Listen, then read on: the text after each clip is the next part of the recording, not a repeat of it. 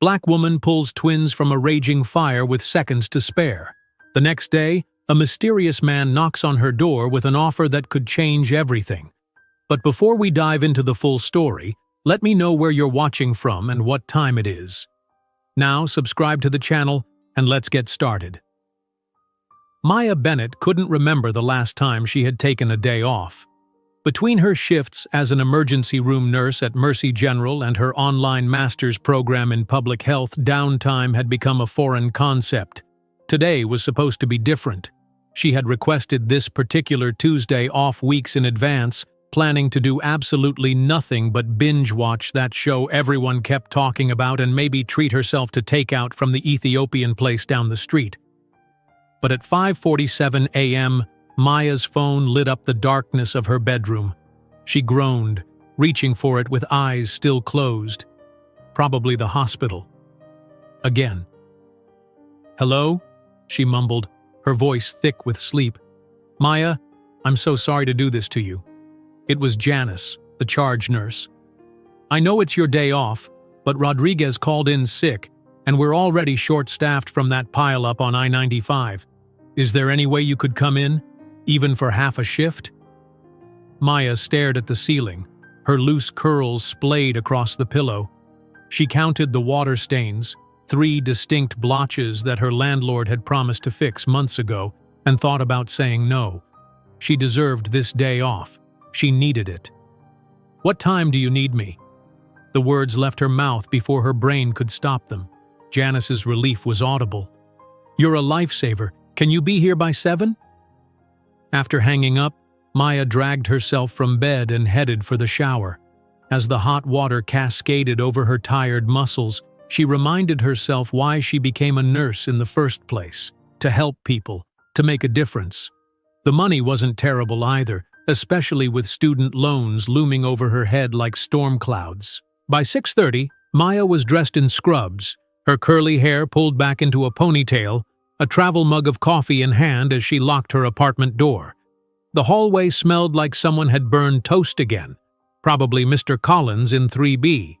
She nodded hello to Mrs. Patel from across the hall, who was returning from her night shift as a hotel receptionist. "Working today? I thought it was your day off," Mrs. Patel said, keys jingling in her hand. "It was," Maya sighed. "Duty calls." "You work too hard, Beta. All work and no play makes for a dull life." Maya smiled politely. Mrs. Patel had been trying to set her up with her nephew for the past 6 months. "I'll keep that in mind." Outside, the early May morning was unseasonably warm, promising a scorching afternoon. Maya's ancient Honda Civic took 3 tries to start, the engine coughing reluctantly to life. The dashboard clock read 6:42. If traffic was kind, she'd make it to the hospital with a few minutes to spare. As she navigated the gradually waking city, Maya allowed her thoughts to wander. At 27, she had expected to be further along in life somehow, maybe engaged or married, possibly a homeowner instead of renting a 1-bedroom apartment with temperamental plumbing. Her mother, back in Memphis, didn't miss an opportunity to remind her that her younger sister already had 2 kids and a mortgage. "It's different now, Mom," Maya had explained over the phone last Sunday. "People in their 20s aren't settling down as fast as they used to."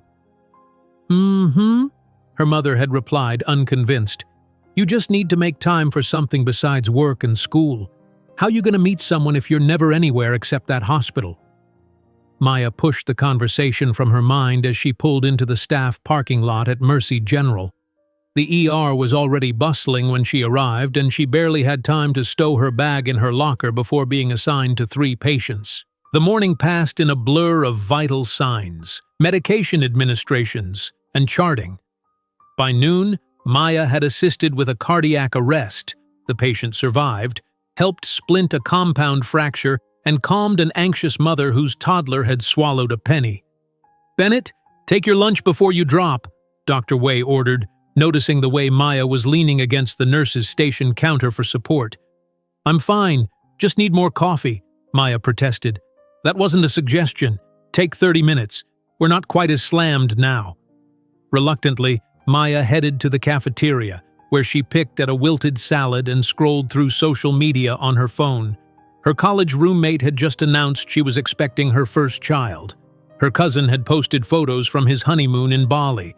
Even her high school nemesis seemed to be thriving, having just been promoted to marketing director at some trendy startup. Maya set her phone face down on the table. Everyone else appeared to be moving forward while she was stuck in an endless cycle of work, study, sleep, repeat. Maybe her mother was right. Maybe she did need to make some changes.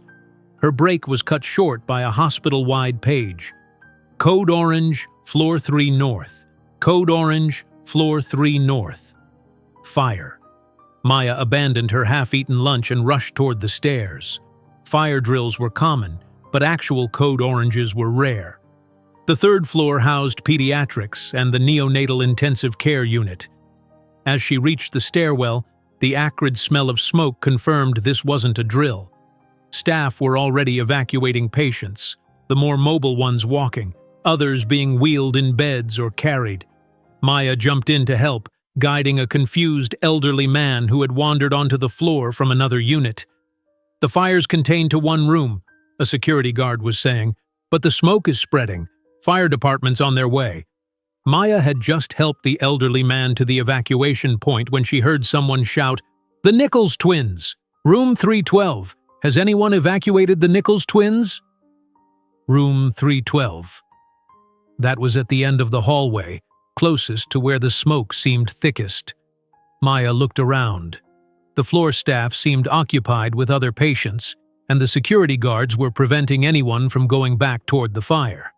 Without thinking, Maya slipped past them when they were distracted and headed back into the smoky corridor. The overhead sprinklers had activated, soaking her scrubs as she moved against the flow of evacuating patients and staff. "Maya, what are you doing?" It was Dr. Wei, helping wheel a patient toward safety. "The twins in 312, no one's gotten them yet," Maya called back, already pushing forward.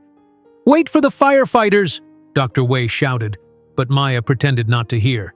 The smoke grew denser as she approached room 312, forcing her to crouch low where the air was clearer. Her eyes stung, and her throat burned with each breath. The door to 312 was closed, and when Maya grabbed the handle, it was warm, but not hot. She pulled her soaked scrub top over her hand for protection and turned the handle. Inside, the room was hazy with smoke, but no visible flames. Two small figures were huddled together in one of the beds, clutching each other in terror. "It's okay," Maya said, trying to keep her voice calm despite the pounding of her heart. "I'm Nurse Maya. I'm going to get you out of here." The twins, a boy and girl no older than 5, both with matching arm casts from what Maya recalled was a car accident, looked at her with wide, frightened eyes. "Can you walk?" Maya asked, already reaching for them. The little girl nodded, but her brother seemed frozen in fear. Maya quickly assessed the situation. The smoke was getting thicker, and she could hear the crackle of flames somewhere nearby. "Okay, here's what we're going to do," Maya said, summoning a confidence she didn't entirely feel. "I'm going to carry your brother, and you're going to hold on to my scrubs, right here." She guided the little girl's hand to the back of her top. "Don't let go, okay? We're going to go fast." Maya lifted the boy, who couldn't have weighed more than 40 pounds, and positioned him on her hip. "Ready? Let's go." The hallway was significantly worse than when Maya had entered just moments before. The smoke had thickened, reducing visibility to a few feet, and she could now hear the distinct roar of flames somewhere down the corridor. The sprinklers continued to rain down, offering minimal relief from the heat that was building rapidly. "Stay low," Maya instructed the little girl, who was clutching the back of her scrubs with surprising strength. She crouched as much as she could while carrying the boy, who had buried his face against her neck. Progress was agonizingly slow. Maya tried to recall the evacuation route in her mind, visualizing each turn. 3 doors down, left at the nurse's station, then straight to the stairwell. She counted doors as they passed, straining to see through the smoke. A loud crash behind them made the little girl scream. Part of the ceiling had collapsed, blocking the way they had come. There was no turning back now. "It's okay. It's okay," Maya repeated, trying to keep her voice steady despite the terror building in her chest. The smoke was making it increasingly difficult to breathe. "What's your name?" she asked the girl, hoping to distract her. "Lily," came the small voice, followed by a cough. "That's Lucas. We're twins." "I know, Lily. You're doing great. Both of you. We're almost there." They reached the nurses' station, which was eerily abandoned, charts and coffee cups left behind in the rush to evacuate. Maya turned left, and her heart sank. Ahead, angry orange flames licked up the wall, blocking their path to the main stairwell. "Okay, change of plans," Maya said, her mind racing. "We'll go to the service elevator instead." "But we're not supposed to use elevators in a fire," Lily protested, showing a remarkable grasp of safety protocols for a 5-year-old. "You're right, that's a good rule. But the service elevator is special.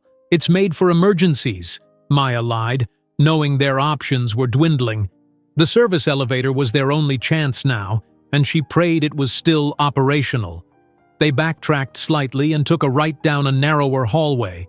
The smoke wasn't as thick here, allowing Maya to stand straighter and move faster.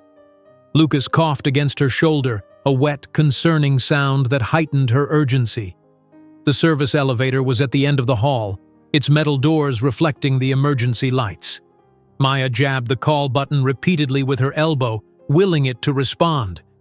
After what felt like an eternity but was probably only seconds, the doors slid open. They tumbled inside, and Maya used her foot to hit the lobby button. As the doors began to close, she caught a glimpse of flames reaching the hallway they had just left. The elevator began its descent, and Maya allowed herself a moment of relief. "Are you both okay?" she asked, setting Lucas down to examine him. Both children were soaking wet from the sprinklers, their hospital gowns clinging to their small frames. Their faces were smudged with soot, and their eyes were red and watery. Lucas nodded silently, still clinging to Maya's leg. Lily attempted to look brave, but her lower lip trembled. "Is the fire going to get us?" she asked. "No, we're safe now," Maya assured her, hoping it was true. "The elevator is taking us away from the fire, and there are firefighters coming to put it out." The elevator seemed to be moving painfully slowly. Maya's adrenaline was still pumping, making every second feel stretched. She used the moment to assess the twins for any injuries beyond their pre-existing arm fractures. Apart from some soot inhalation, they appeared unharmed. With a soft ding, the elevator reached the lobby. The doors opened to reveal organized chaos, staff directing patients outside, security managing concerned family members, and the first responders arriving in full gear. The smoke alarms continued to blare throughout the building. "I need help here," Maya called out, ushering the twins forward. "Pediatric patients from the 3rd floor."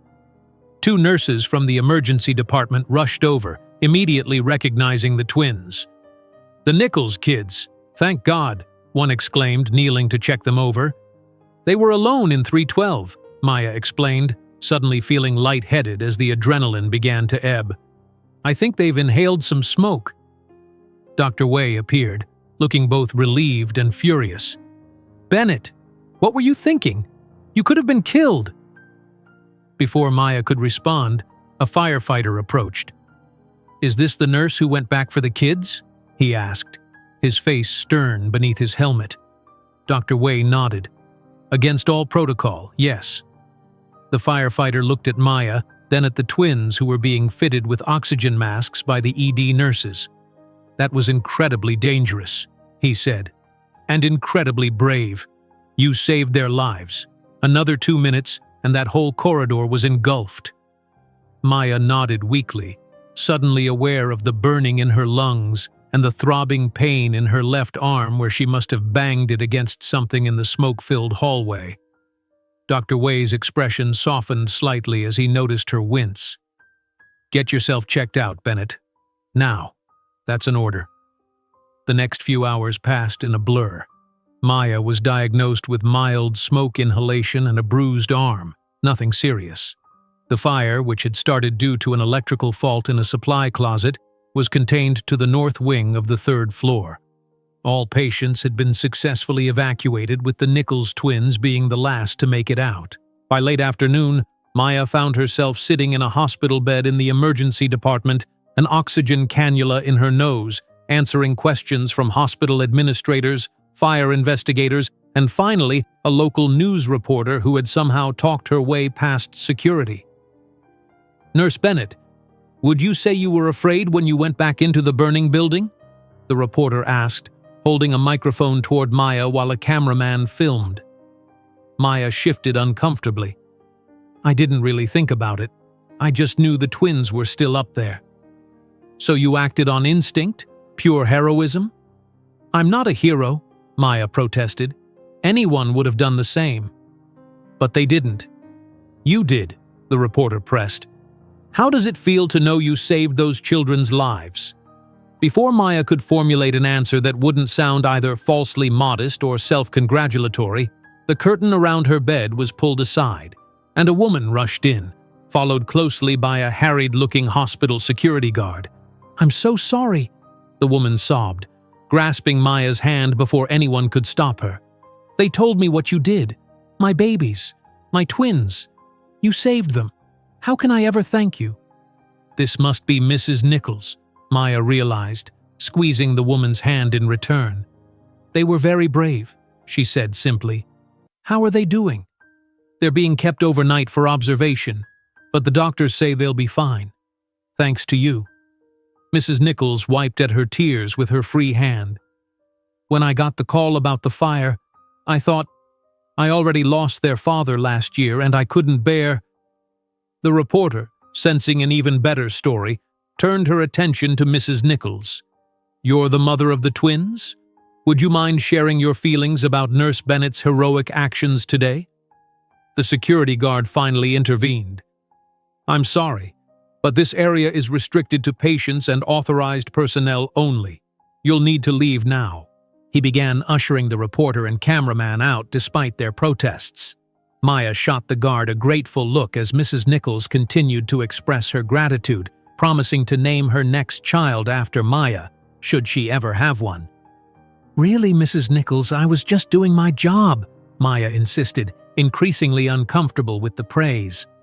"Jennifer, please call me Jennifer," the woman corrected, finally releasing Maya's hand. "And no, what you did went far beyond your job. My children are alive because of you." Eventually, Jennifer was gently encouraged to return to her children, leaving Maya alone with her thoughts. She was exhausted, her throat raw, and her arm throbbing dully beneath the ice pack. But beneath the discomfort was a peculiar sense of satisfaction? Pride? Whatever it was, it felt different from her usual end-of-shift weariness. Dr. Wei stopped by as his shift was ending. "How are you feeling, hero?" he asked, checking her chart. "Please, not you too," Maya groaned. "I'm just glad everyone got out okay." "Well, you're being discharged. Your oxygen levels are good, and that arm just needs rest and ibuprofen." He paused. "The hospital administrator wants to see you tomorrow. Don't worry, you're not in trouble. Quite the opposite, in fact. There's talk of a commendation." Maya nodded, too tired to argue further. All she wanted now was to go home, take a hot shower to wash the lingering smell of smoke from her hair, and sleep for about 12 hours. But as she was leaving the hospital, dressed in borrowed scrubs since hers had been ruined, she was met by another barrage of reporters who had gathered outside. Camera flashes temporarily blinded her, and microphones were thrust in her direction. The story of the nurse who had braved a fire to save twin children had spread quickly. "Nurse Bennett, how does it feel to be a hero? Were you afraid when you saw the flames? Would you do it again?" Maya raised a hand to shield her eyes, momentarily overwhelmed. A security guard came to her rescue, escorting her through the crowd to a waiting hospital shuttle that would take staff to the parking lot. "Thanks," she murmured to the guard as they pushed through the reporters. "No problem," he replied. "Better get used to it, though. By tomorrow, you'll be on every news channel in the state." Maya groaned inwardly at the thought. She had never sought attention or recognition. She became a nurse to help people, not to be in the spotlight.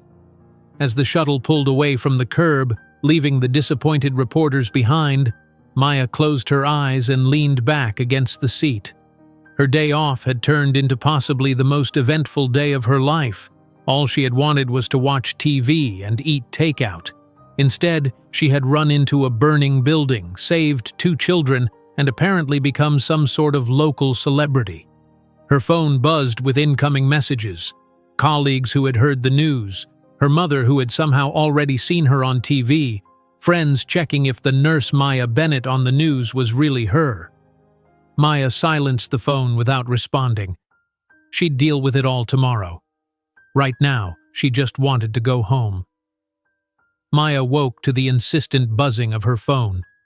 Sunlight streamed through the blinds she'd forgotten to close, and for a moment she was disoriented. Her throat felt raw and her arm ached dully. Then the memories of the previous day came flooding back. The fire, the twins, the reporters. Her phone showed 17 missed calls, 32 text messages, and an alarming number of social media notifications. Groaning, she scrolled through the texts first. Most were from colleagues and friends congratulating her, but there were also several from unknown numbers. How had they gotten her contact information?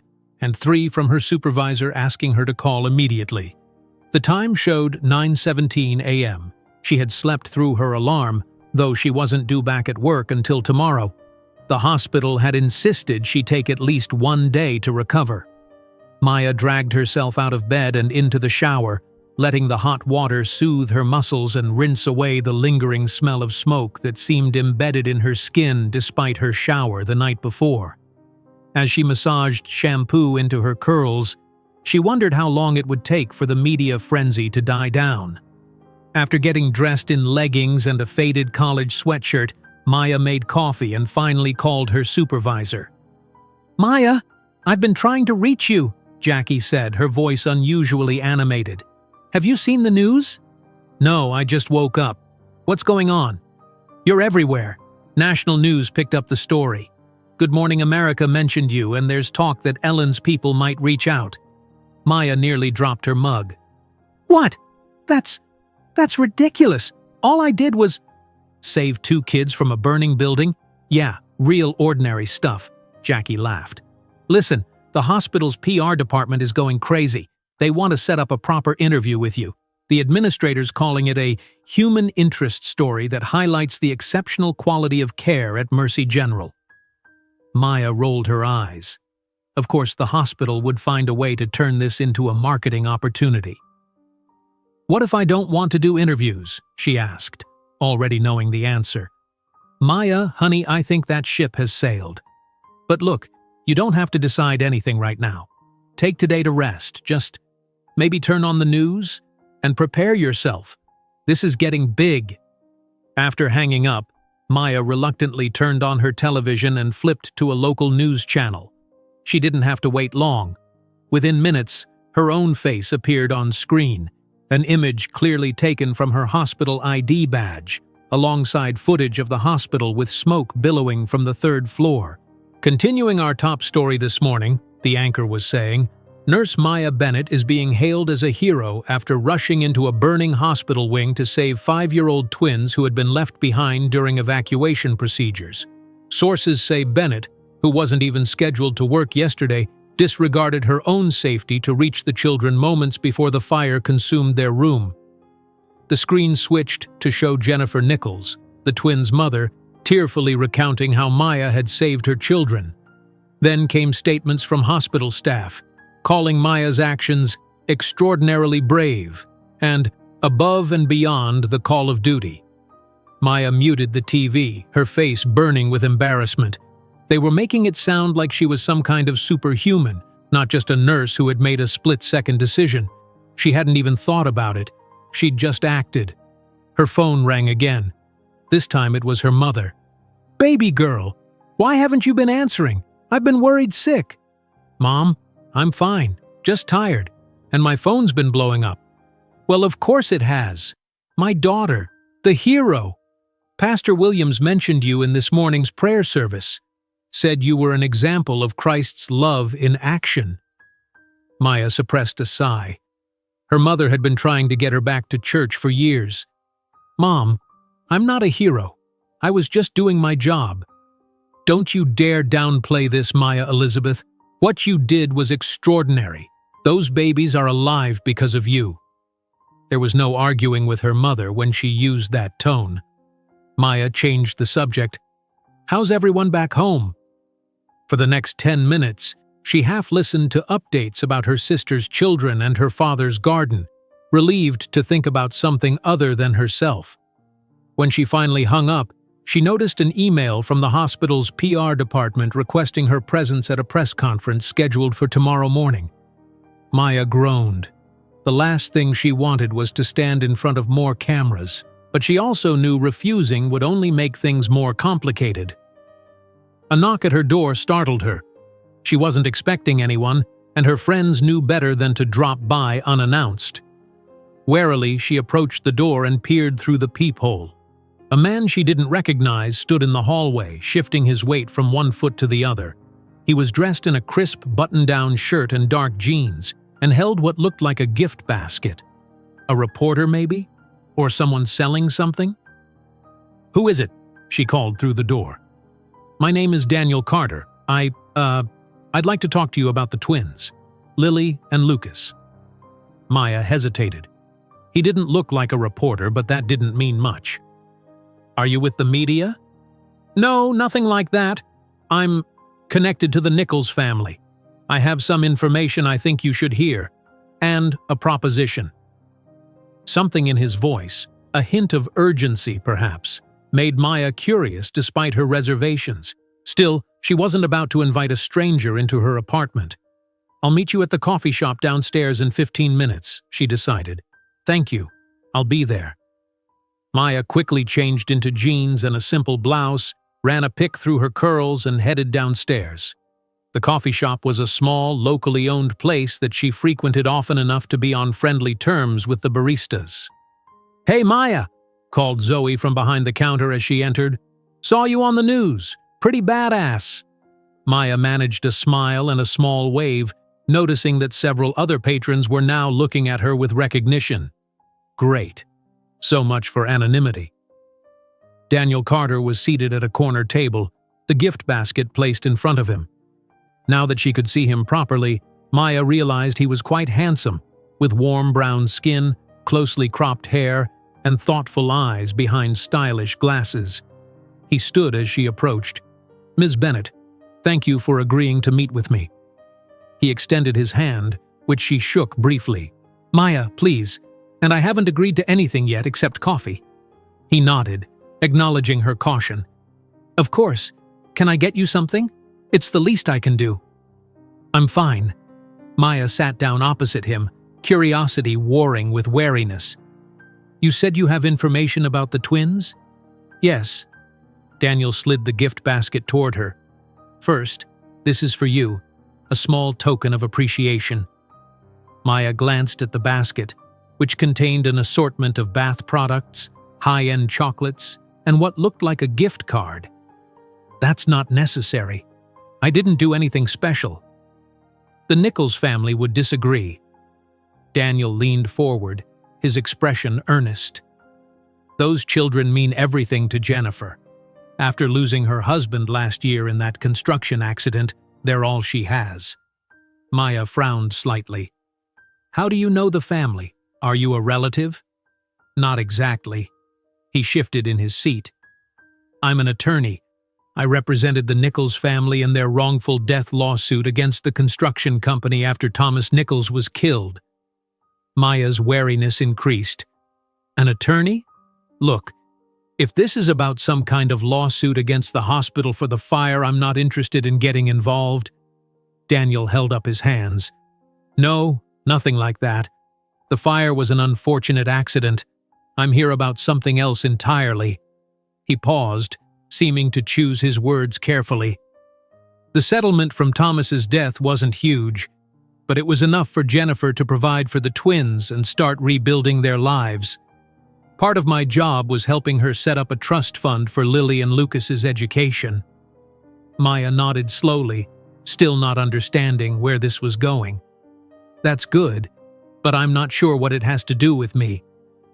After what happened yesterday, Jennifer wants to do something for you. Something substantial."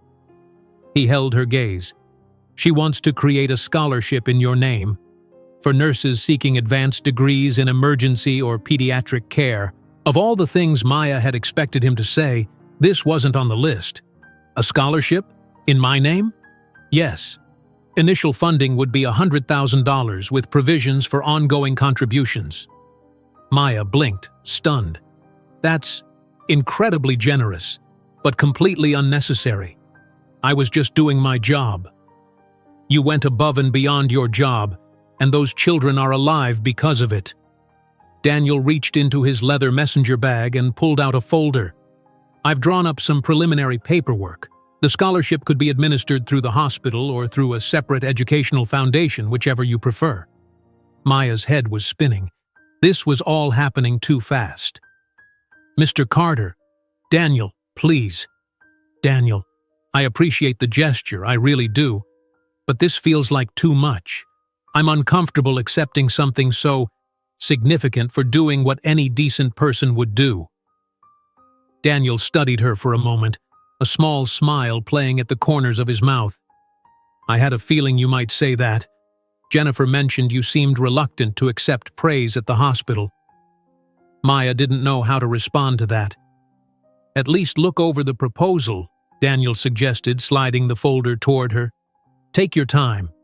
Think about the nursing students who could benefit from this. It's not just about rewarding your actions, it's about encouraging others to follow in your footsteps." Put that way, it was harder to dismiss outright. Maya tentatively took the folder. "And," Daniel continued, "I have something else to discuss with you, something that might interest you even more than the scholarship." Maya raised an eyebrow. What could possibly top a $100,000 scholarship? Daniel's expression grew more serious, more intense. An opportunity that could change your life, and the lives of many others. Maya leaned back in her chair, suddenly wary again. That sounds ominously like a sales pitch. Daniel laughed, the sound genuine and warm. "I promise I'm not selling timeshares or recruiting for a pyramid scheme." He took a sip of his coffee before continuing. "I represent more clients than just the Nichols family. One of them is the Callaway Foundation." The name sounded vaguely familiar to Maya, but she couldn't place it. "It's a philanthropic organization," Daniel explained, noticing her confusion. "Founded by tech entrepreneur Alexander Callaway about 5 years ago. They focus on public health initiatives, particularly in underserved communities." Maya's interest was piqued despite her reservations. Public health in underserved communities was exactly what her master's program focused on. "And what does this foundation want with me?" she asked. "They've been developing a pilot program, a mobile health clinic initiative designed to reach communities with limited access to health care.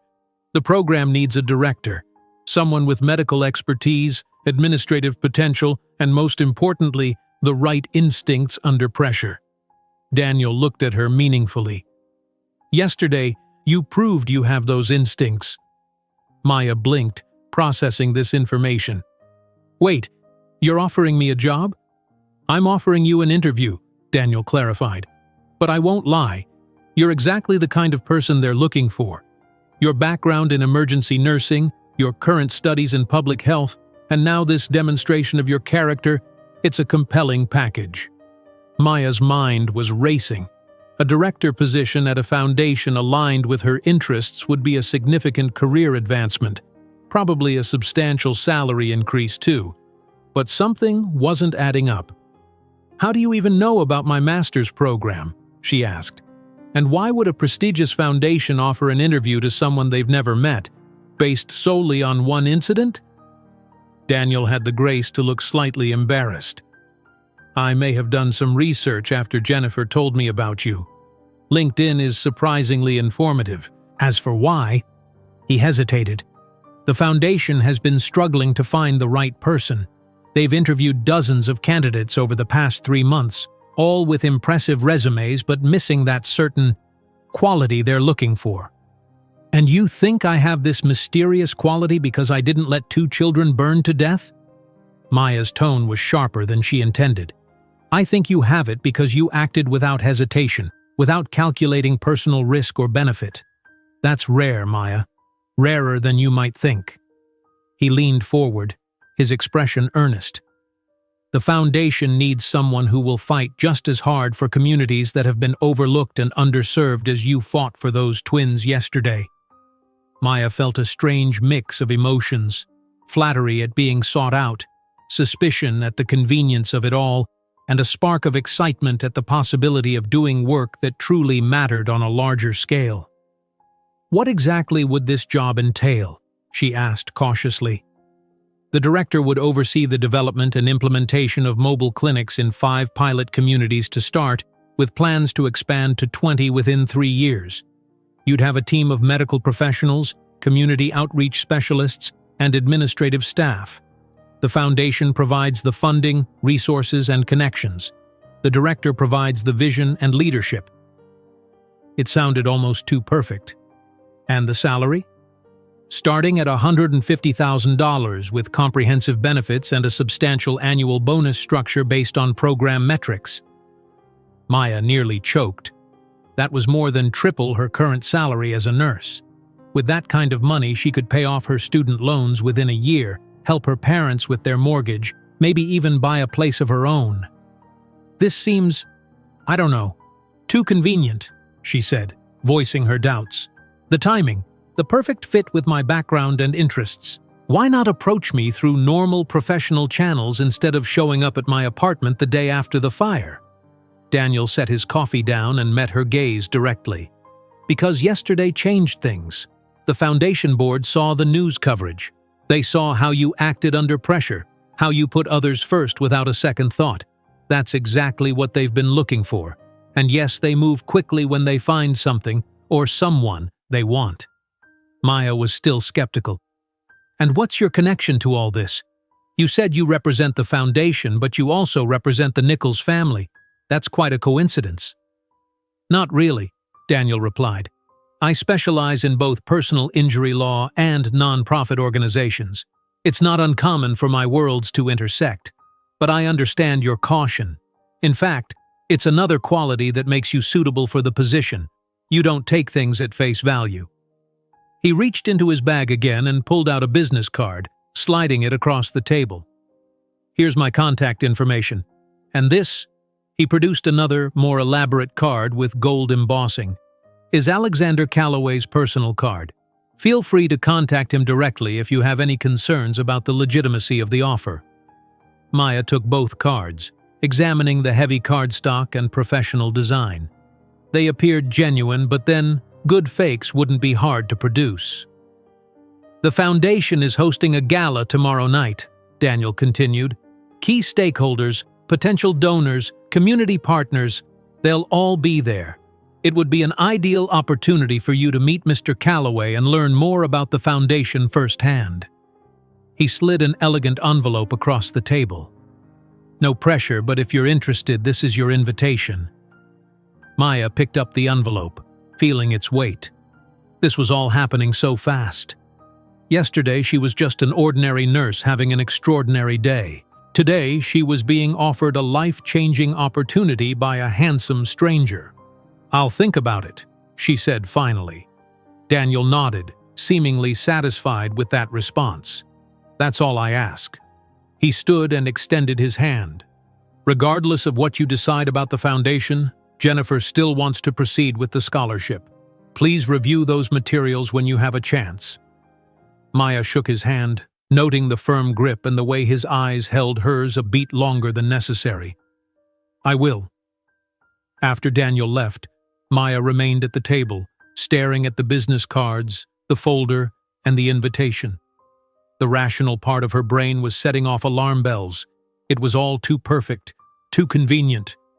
But another part, a part that had been dormant for too long, was awakening to the possibility of something more than the endless cycle of hospital shifts and online classes. Her phone buzzed with another news alert about herself. Maya sighed and gathered the materials, deciding to continue her contemplation upstairs in the privacy of her apartment. As she stood, she noticed Zoe behind the counter giving her a thumbs up and a wink, clearly having observed her interaction with Daniel. Great. Now she'd have to deal with Zoe's questions the next time she came in for coffee. Back in her apartment, Maya spread everything out on her small dining table. The scholarship proposal was detailed and seemed legitimate. The invitation to the gala was for the following evening at the Grand Meridian Hotel downtown, one of the most upscale venues in the city. She Googled the Callaway Foundation and found a professional website detailing their various public health initiatives across the country, with glowing testimonials from community leaders and healthcare professionals. She also looked up Alexander Callaway himself. The tech entrepreneur had made his fortune in healthcare software before turning to philanthropy full-time. His social media presence was limited but polished, featuring photos of him at various charitable events and speaking engagements. He appeared to be in his mid-40s, with salt and pepper hair and the confident smile of someone accustomed to success. Next, she searched for Daniel Carter. His law firm's website listed him as a partner specializing in personal injury and nonprofit law, just as he'd claimed. His biography mentioned degrees from Columbia Law and several professional accolades. Everything checked out, which almost made Maya more suspicious rather than less. It all seemed too perfect. Her phone rang again. This time it was Stephen, a fellow nurse from the ER. "Maya, finally! I've been trying to reach you since yesterday. Are you okay?" "I'm fine, Stephen. Just trying to lay low until all this blows over." "Good luck with that. You're officially the hospital's favorite person. Administration is falling all over themselves to capitalize on the good publicity. There's talk of featuring you in their next fundraising campaign." Maya groaned. "Please tell me you're joking." "Wish I was." "Oh, and get this. They're implementing new evacuation procedures because of what happened, calling it the Bennett Protocol." "You have got to be kidding me." "Nope. You've become a verb. As in, don't Bennett your way into danger. Though some of us are using it admiringly." Despite everything, Maya laughed. It felt good to talk to someone who knew her, really knew her, not as the hero nurse, but as just Maya. "So," Stephen continued, "when are you coming back? The department feels empty without you barking orders at the residents. I'm supposed to be back tomorrow, but now there's this press conference they want me at and—" Maya hesitated, then found herself telling Stephen about Daniel Carter and the Callaway Foundation. "Holy shit," Stephen breathed when she finished. Wow. Are you going to the gala?" "I don't know. It seems too good to be true, right? And I don't even own anything appropriate for a fancy gala. Maya Bennett, if you don't go to that gala and at least hear what they have to say, I will never speak to you again. This is the universe rewarding you for being an amazing human being. Don't question it. Embrace it." After hanging up with Stephen, who extracted a promise that she would attend the gala and report back with every detail, Maya sat quietly, considering her options. Her phone continued to buzz with notifications, but she ignored them, focusing instead on the decision before her. Finally, she picked up the invitation again, running her fingers over the embossed lettering. What did she have to lose by attending? If nothing else, it would be an experience. How often did emergency room nurses get invited to galas at five-star hotels? Decision made, Maya reached for her phone and called the one person who would understand the significance of this moment without overwhelming her with questions or excitement. "Grandma? It's Maya. I need your advice about something." Maya's grandmother, Eloise Bennett, had always been her touchstone. At 78, Grandma Ellie had the wisdom of experience and none of the tendency toward dramatic overreaction that characterized Maya's mother. After explaining the situation, Maya waited for her grandmother's assessment. "Well now," came the familiar voice, warm like honey over the phone line. "That's quite a whirlwind you've found yourself in." "It's overwhelming," Maya admitted. "Everything's happening so fast, and I don't know if I can trust this opportunity." Maya could picture her grandmother settling into her favorite armchair, the one with the faded floral pattern that had been reupholstered at least twice in Maya's lifetime. You've always been cautious, child. It served you well. But sometimes life brings gifts we didn't ask for. You think I should go to the gala? I think you should follow your instincts. They led you into that fire to save those babies, didn't they? Trust them now. There was a pause. And maybe wear that blue dress I bought you for your college graduation. You look stunning in it. Maya smiled. Grandma, that dress is 6 years old and probably doesn't even fit anymore. Well then, sounds like you need a new dress. Treat yourself, Maya. You deserve it. After ending the call, Maya realized her grandmother was right. Whether or not she pursued this opportunity with the Callaway Foundation, she had earned a moment to celebrate herself and her actions. Saving the twins had been instinctive, yes, but it had also required courage she hadn't known she possessed. With renewed determination, Maya grabbed her purse and headed out. The upscale boutique downtown was far beyond her usual budget, but today called for something special. The saleswoman, recognizing her from the news, was excessively helpful, bringing dress after dress for Maya to try. You want something that makes a statement, the woman insisted, but still looks professional. You're a hero, but you're also a healthcare professional meeting potential employers. 2 hours and more money than Maya had ever spent on a single item of clothing later, she left with a midnight blue gown that hugged her curves before flowing gracefully to the floor. It was elegant without being ostentatious, the kind of dress that would allow her to feel confident in a room full of wealthy philanthropists. The rest of the day passed quickly as Maya alternated between preparing for the gala, scheduling a last-minute appointment for a wash and style for her natural curls, and fielding calls from friends, family, and increasingly media outlets seeking interviews. By evening, she'd turned her phone to silent, overwhelmed by the attention. The following morning brought the hospital press conference.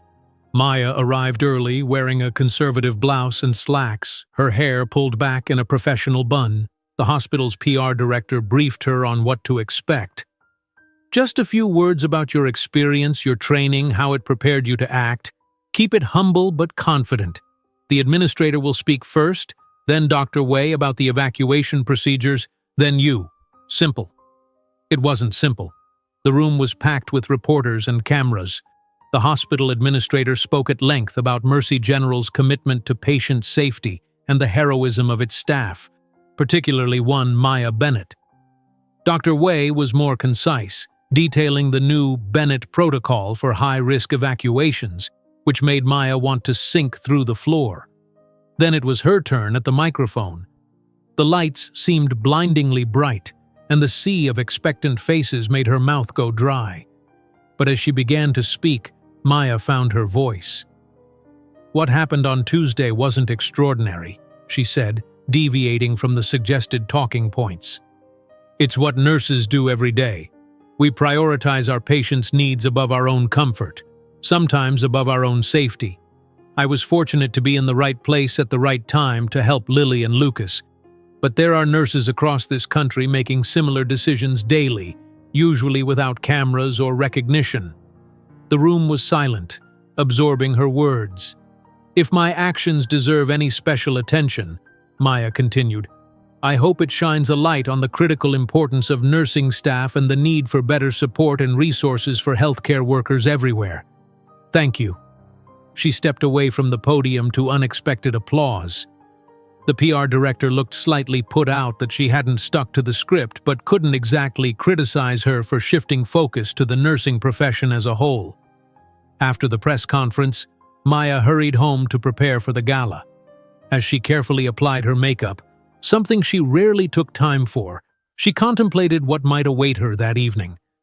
Was this opportunity truly as perfect as it seemed? And if it was, did she deserve it?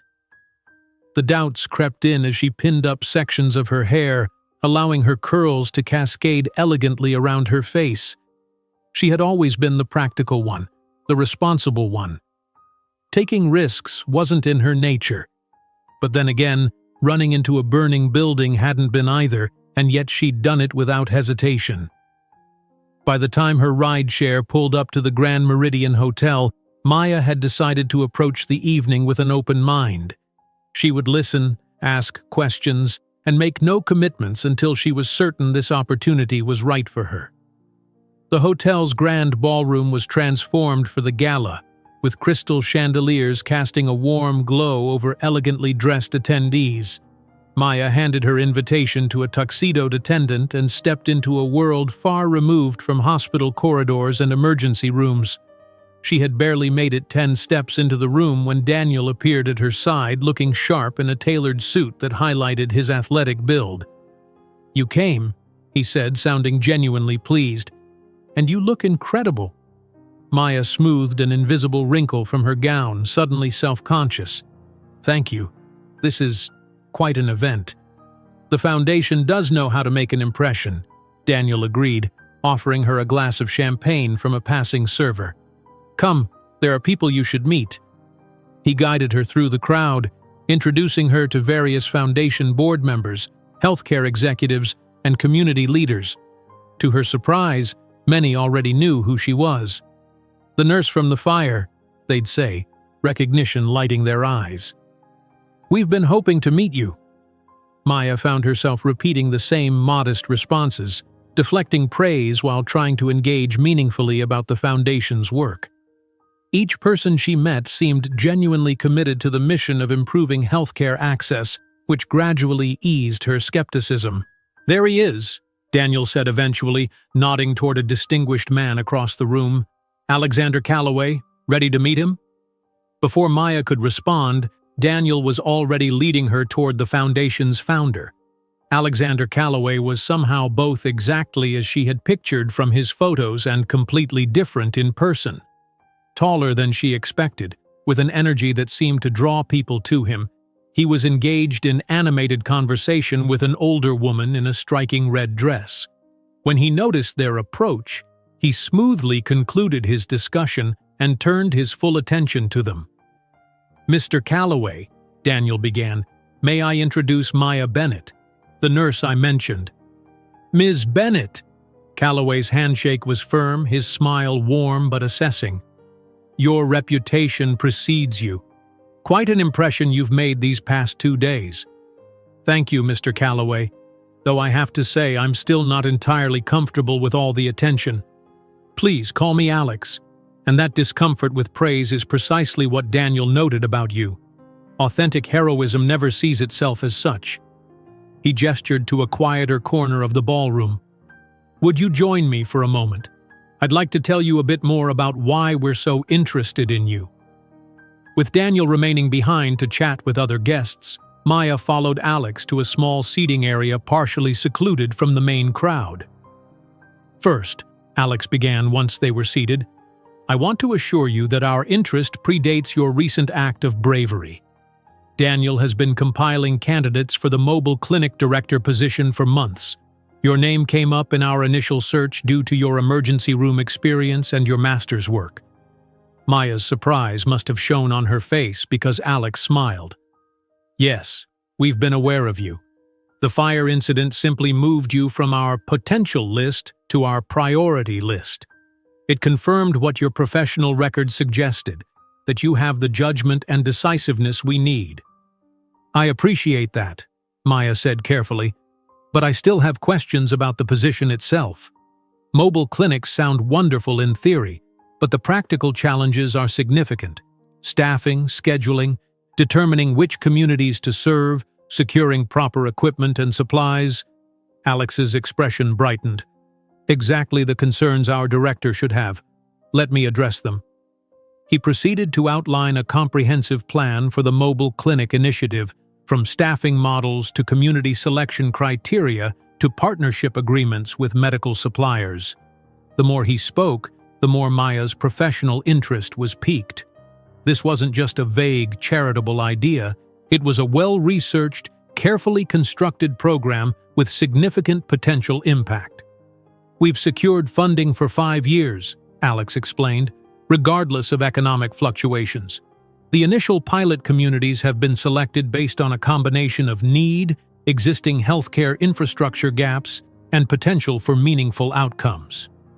"And what would my role be exactly?" Maya asked. "I'm a nurse, not an administrator." "You'd be both the medical authority and the program visionary," Alex replied. "You'd have a full administrative team to handle the day-to-day operations, allowing you to focus on program development, quality assurance, and community engagement. Your nursing background gives you credibility with the medical staff, while your public health studies provide the theoretical framework for the broader mission." It sounded perfect, almost too perfect. Maya hesitated, then decided to voice her lingering doubt. "Mr. Call, Alex," she corrected herself. "I have to ask, why me? There must be dozens, if not hundreds, of healthcare professionals with more experience, more connections, more administrative background." Alex nodded, as if he'd expected this question. "You're right. There are candidates with longer resumes. But leadership isn't just about experience or credentials. It's about character, judgment, and vision." He leaned forward slightly. "Maya, when you ran into that burning hallway, you didn't stop to weigh pros and cons or calculate risks and benefits. You saw a need and acted decisively to meet it. That's exactly the quality we need in someone who will face difficult decisions about resource allocation, community selection, and program priorities." He paused, then added, "Plus, you bring a perspective many of our other candidates lack. You've worked on the front lines. You've seen firsthand how healthcare systems succeed and fail people. That insight is invaluable." Maya considered his words. Put that way, it made sense. But something else was nagging at her. "There's something you're not telling me," she said finally. "This position sounds incredible, but there has to be a catch. Is it the travel demands, the stress, the political pushback you're likely to face?" Alex's expression shifted, becoming more serious. "You're perceptive. There is one aspect of the position I haven't mentioned yet. It's not so much a catch as a complication." He glanced around, ensuring they were still relatively private, then continued in a lower voice. "The communities we've selected for the pilot program are not random.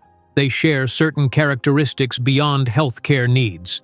They're all communities where Callaway Industries, my former company, conducted clinical trials for various pharmaceuticals over the past decade." Maya felt a chill despite the warmth of the crowded ballroom. "Clinical trials," she repeated, her mind immediately going to worst-case scenarios. "What kind of trials? And why focus on these communities now?" Alex held up a hand, as if sensing her growing alarm. "Nothing nefarious, I assure you. Standard pharmaceutical development protocols, all FDA approved, all with proper consent procedures." He sighed. "But the selection of trial communities wasn't always equitable." "Meaning?" "Meaning that pharmaceutical companies, including my former company, have historically targeted economically disadvantaged communities for clinical trials. The financial incentives offered are more appealing to people struggling financially, creating an imbalanced participant pool." He met her eyes directly. "I'm not proud of it. It was standard industry practice, but that doesn't make it right." Maya studied his expression, looking for signs of deception. "So this mobile clinic initiative is what? Reparations?" "I prefer to think of it as addressing a debt. These communities contributed to medical advancements that have generated billions in profits. They deserve to benefit from those advancements, especially given the healthcare disparities they continue to face." It made sense, but Maya still felt uneasy. Why not just say that up front? Why present it as a purely philanthropic initiative? "Politics," Alex admitted. "If we explicitly frame this as addressing past pharmaceutical industry practices, it becomes controversial. Some will see it as an admission of wrongdoing, opening the door to lawsuits. Others will dismiss it as corporate image rehabilitation. But if we focus on the healthcare needs themselves, which are very real regardless of how they came about, we can actually get the work done without being mired in controversy." Maya considered this. "And my role in all this? You want me to be the face of the program without knowing its full context? Just the opposite, Alex said firmly. I'm telling you now, before you accept, because I need you to understand what you'd be walking into. The program director needs to know the complete history to make informed decisions about community engagement, service priorities, and potential sensitivities. He leaned back slightly. The clinics will provide genuine, high-quality healthcare to communities that desperately need it. That part isn't window dressing. But yes, there's a deeper motivation behind the Foundation's focus on these specific communities. Maya took a sip of her champagne, buying time to process this revelation.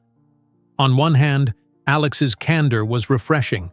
On the other, the situation was more complex than she'd initially believed. I appreciate your honesty, she said finally, but I'd need to know more about these communities and the trials conducted there before I could consider the position. Alex nodded, seeming relieved by her response. Of course. I have comprehensive files I can share with you. Community profiles, healthcare needs assessments, historical context, everything. All I ask is discretion, not secrecy, he clarified. Just professional discretion about the Foundation's historical connection to these communities. Fair enough, Maya agreed. I'll review the materials before making any decision. I wouldn't expect anything less. Alex smiled, the tension between them easing. Now, I believe there's someone else who's been waiting to speak with you.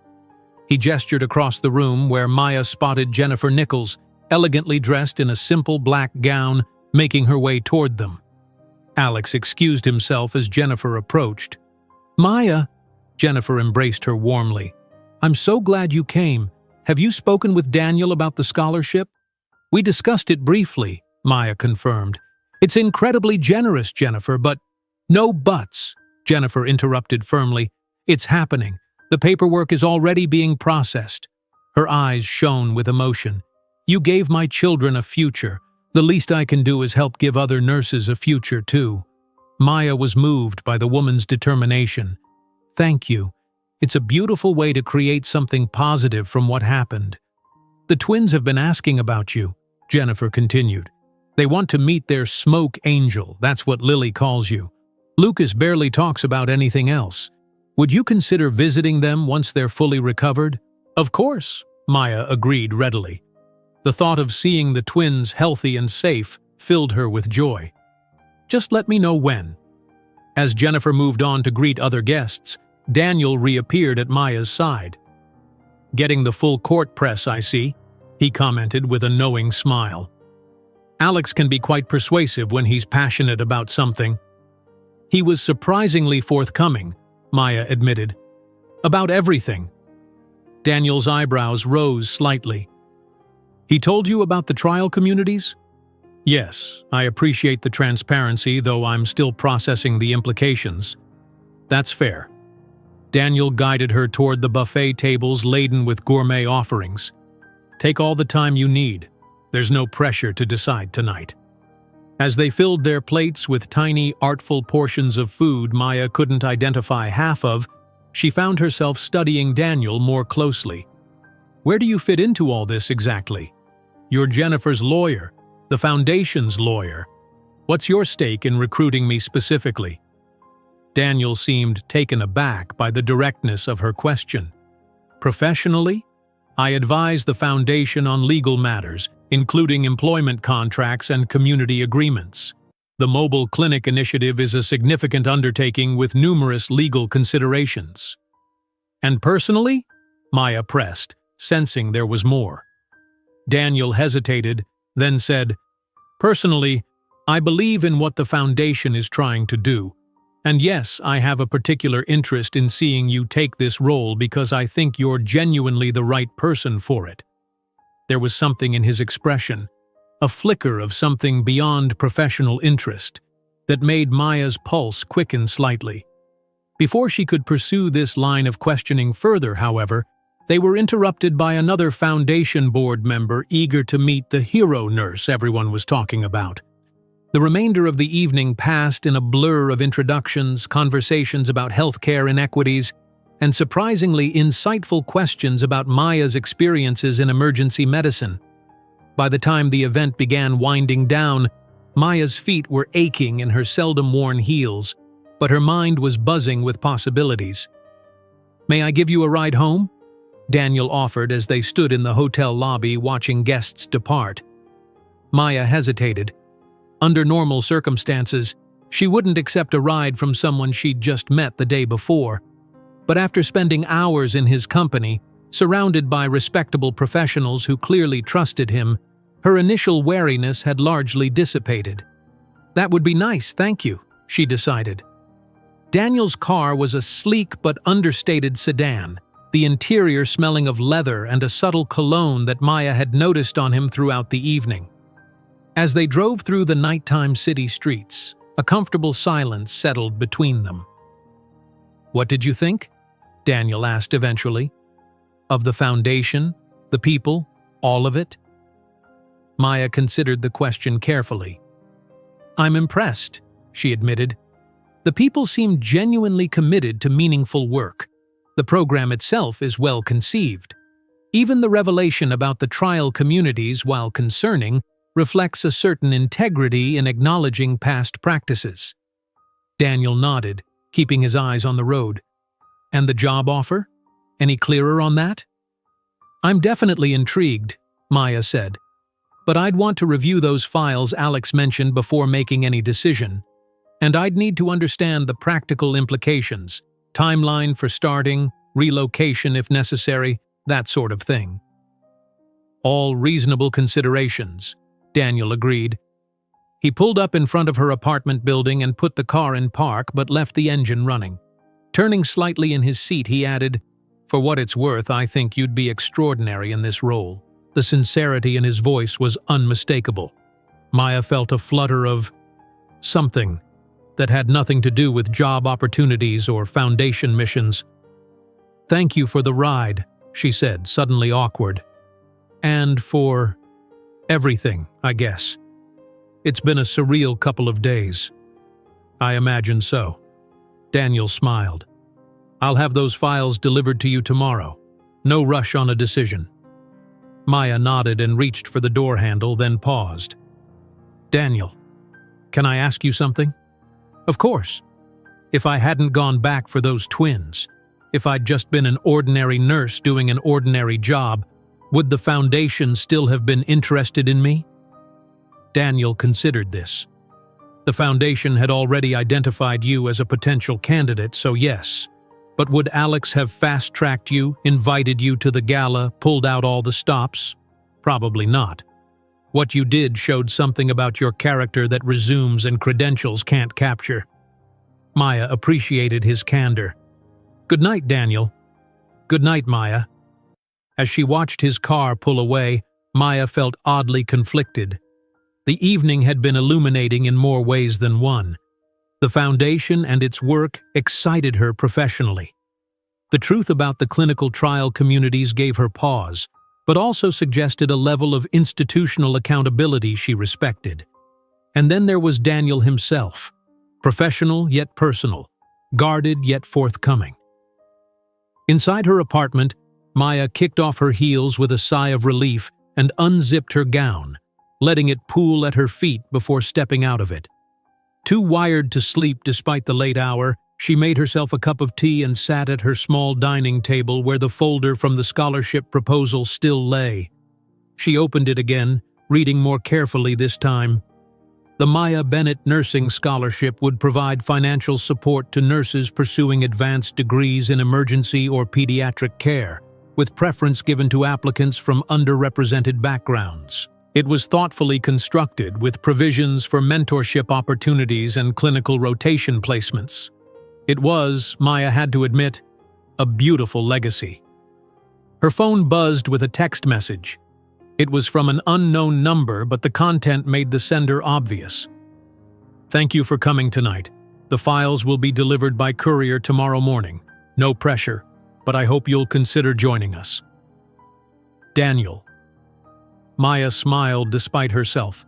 She typed a quick response. "Thank you for the invitation. Looking forward to reviewing the materials." She hesitated, then added, "And thank you for the ride home." Setting down her phone, Maya gazed out her window at the city lights. 2 days ago, her biggest concern had been finding time to finish a paper for her public health ethics class between hospital shifts. Now she was contemplating a career change, a substantial salary increase, and the possibility of making a real difference in healthcare delivery to underserved communities. And somewhere in the back of her mind, there was also the matter of Daniel Carter, with his thoughtful eyes and genuine smile. Life had certainly taken an unexpected turn. The question now was whether she would embrace this new direction or retreat to the safety of her established routine. Maya sipped her tea and allowed herself just for a moment to imagine the possibilities. True to his word, Daniel had the files delivered by courier at precisely 9 the next morning. Maya, who had barely slept, accepted the sealed package with bleary-eyed curiosity. Inside was a sleek tablet and a handwritten note.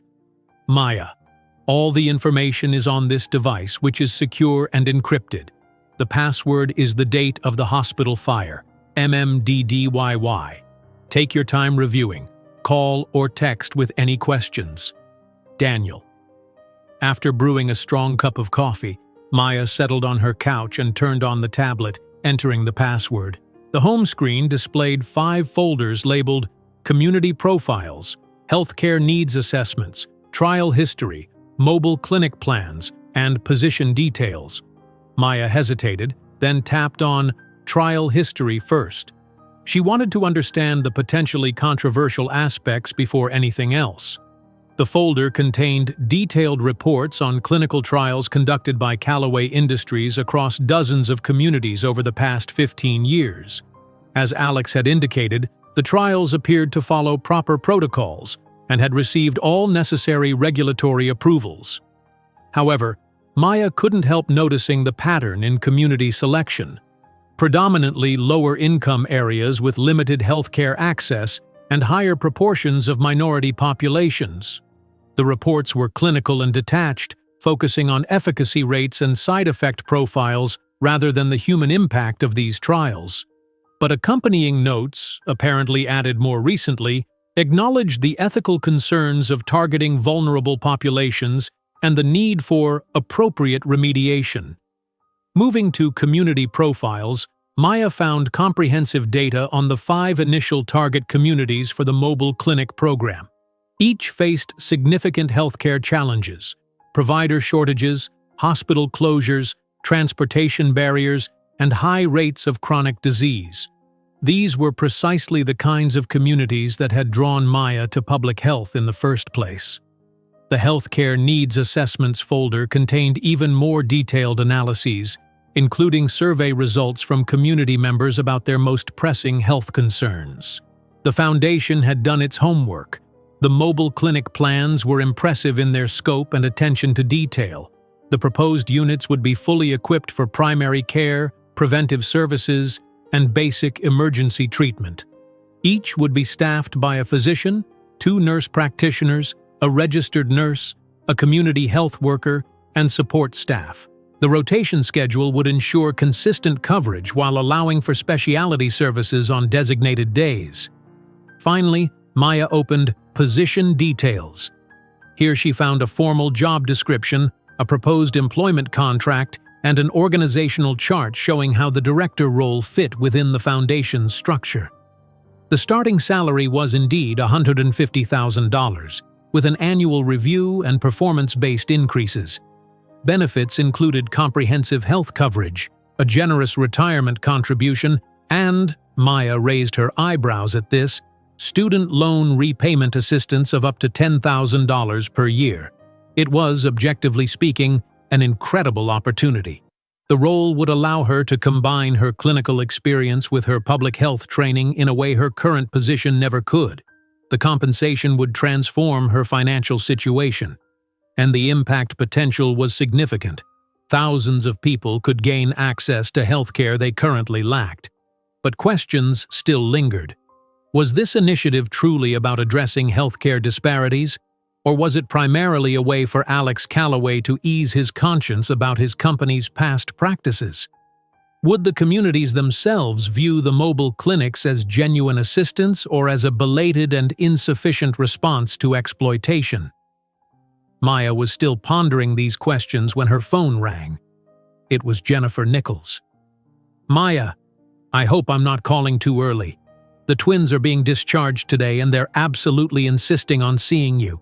I know it's last minute, but is there any chance you could stop by the hospital this afternoon? They've made you something."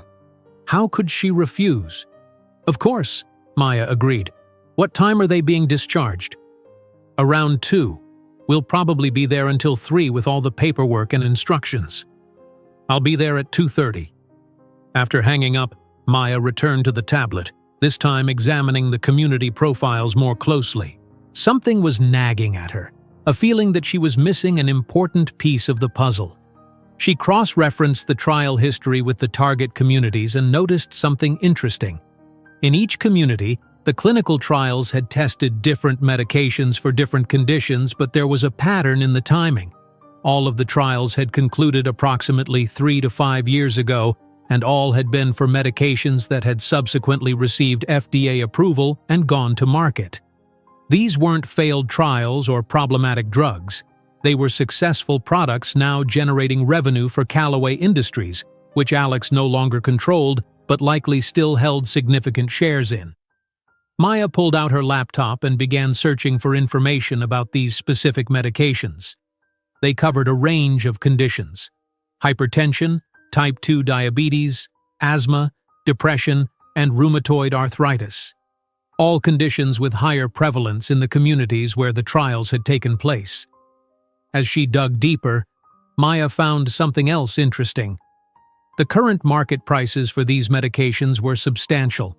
In some cases, hundreds of dollars per month without insurance coverage. And Calloway Industries had been criticized in healthcare policy circles for these pricing practices, which put their products out of reach for many patients, including those in the very communities where the drugs had been tested. Was this part of what Alex meant by addressing a debt? Did he recognize that the communities that helped develop these drugs couldn't afford to benefit from them? Maya checked the time and realized she needed to get ready if she was going to meet the twins at the hospital. She set aside the tablet, promising herself she would continue her research later. This new information didn't necessarily change the merit of the mobile clinic program, but it added another layer to consider. At the hospital, Maya felt strangely self-conscious walking through the main entrance. People recognized her. Staff members nodded or waved. Visitors whispered as she passed. The fire had been just 3 days ago, but it felt like a lifetime. When she reached the pediatric floor, she found the Nichols family in room 310, 2 doors down from where the fire had started. The damage to the corridor was already being repaired, the charred walls replaced with fresh drywall awaiting paint. "Maya!" Lily spotted her first, her small face lighting up. "Lucas, look! The smoke angel is here!" Lucas, who had been quietly coloring in a book, looked up and broke into a shy smile. Both twins were still sporting their arm casts, but otherwise looked remarkably recovered from their ordeal. "Hi there," Maya said, smiling warmly at both children. "I heard you're going home today." Jennifer was gathering the twins' belongings, looking significantly less stressed than the last time Maya had seen her. "They've been talking about you non-stop," she said. "Show her what you made, kids." Lily proudly held up a large piece of construction paper covered in colorful crayon drawings. "It's you!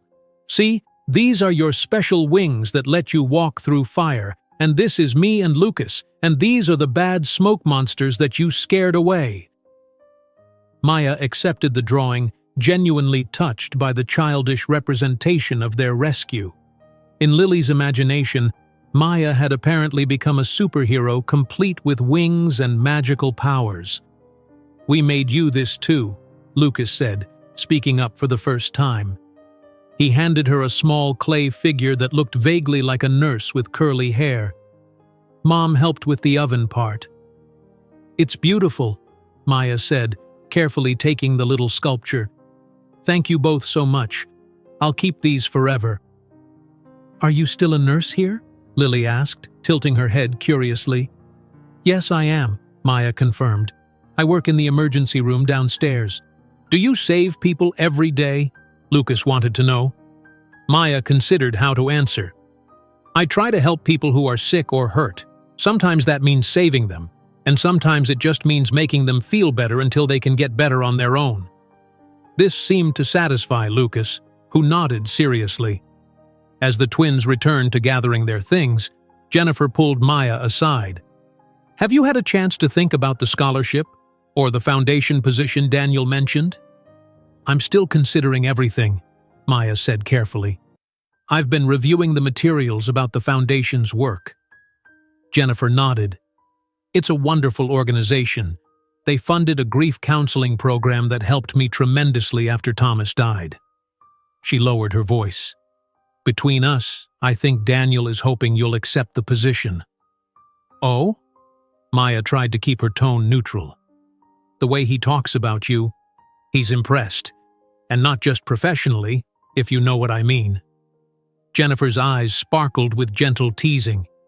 "He hasn't shown interest in anyone since his divorce 3 years ago." This was new information. "I didn't know he was divorced," Maya said, then immediately felt foolish for the comment. "Amicable split, from what I understand. They married young, grew apart, no children." Jennifer shrugged. "He's a good man, Maya. One of the few who actually followed up after the settlement, checking to make sure the twins and I were doing okay." Before Maya could respond, a nurse arrived with discharge papers, and Jennifer turned her attention to the administrative details of getting her children home. Maya spent a few more minutes with the twins, accepting hugs and promises to draw more pictures for her before saying her goodbyes. As she walked back through the hospital corridors, her mind was spinning with all the new information from the day. The foundation's work was legitimate and potentially transformative. The position would be a remarkable opportunity. And Daniel, well, that was another complexity she hadn't anticipated. But there was still the matter of the clinical trials and the expensive medications they had produced.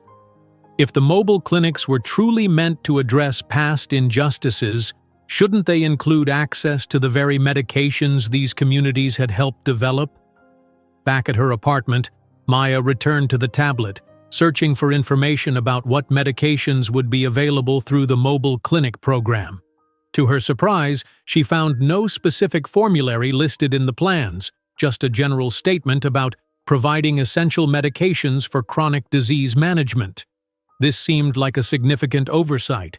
She picked up her phone and, before she could overthink it, texted Daniel, "Quick question about the clinic plans. What medications will be available to patients, particularly for conditions like hypertension, diabetes, and asthma?" His response came quickly. "Standard formulary is still being developed but will include generics for most common conditions. Why do you ask?" Maya hesitated, then decided to be direct. "I noticed the trial communities all tested medications for conditions prevalent in those populations. Medications now sold by Callaway Industries at prices most residents there can't afford. Will these specific medications be available through the clinics?" There was a longer pause before Daniel's reply. "That's a perceptive question and a complex issue. Can we discuss in person? I'm free for dinner if you are." Maya considered declining, suggesting a phone call instead, but this felt like a conversation that should happen face to face. "Dinner works. 7 p.m.? There's a Thai place near me, Sukhothai on Maple Street." "Perfect. See you then." Maya set down her phone, wondering if she had just agreed to a business meeting or something more personal. Jennifer's comments about Daniel's interest in her lingered in her mind, complicating what should have been a straightforward professional interaction. Either way, she wanted answers. If the Callaway Foundation was sincere about addressing past inequities, then ensuring access to the very medications these communities helped develop seemed like a fundamental requirement. And if they weren't willing to do that, Maya had to question the integrity of their entire mission. Sukhothai was busy for a weeknight, the small restaurant filled with the aromas of lemongrass, ginger, and coconut milk. Maya arrived early, wanting to collect her thoughts before Daniel appeared. She'd chosen this place deliberately, casual enough to be comfortable but public enough to keep the conversation professional. When Daniel walked in, several heads turned. He had that effect, a quiet confidence that drew attention without seeming to seek it. He'd changed from his work clothes into dark jeans and a navy button-down shirt that complemented his warm brown skin. Maya silently acknowledged that Jennifer hadn't been exaggerating. Daniel Carter was undeniably attractive. "Sorry if I'm late," he said, sliding into the seat across from her. "Conference call ran long."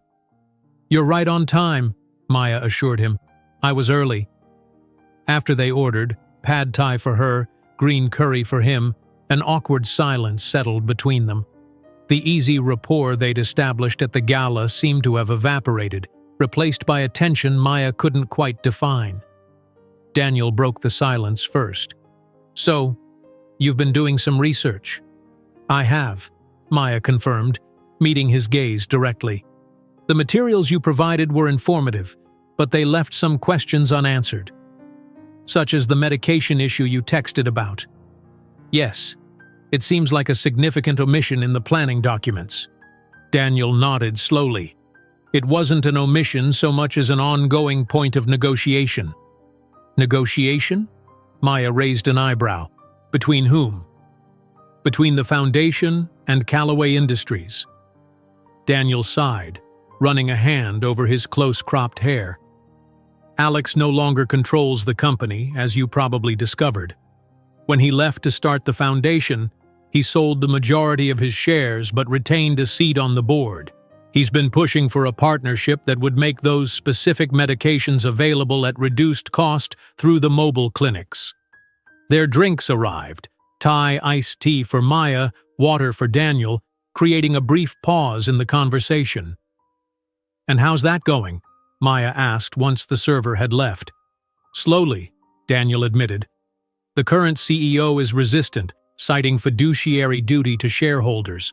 There's been some movement, but nothing definitive yet." Maya processed this information.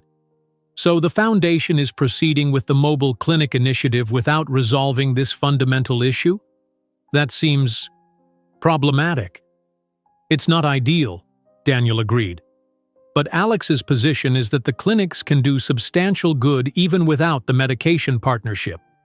Many conditions can be managed with generic alternatives, and having the infrastructure in place might create leverage for the medication negotiation.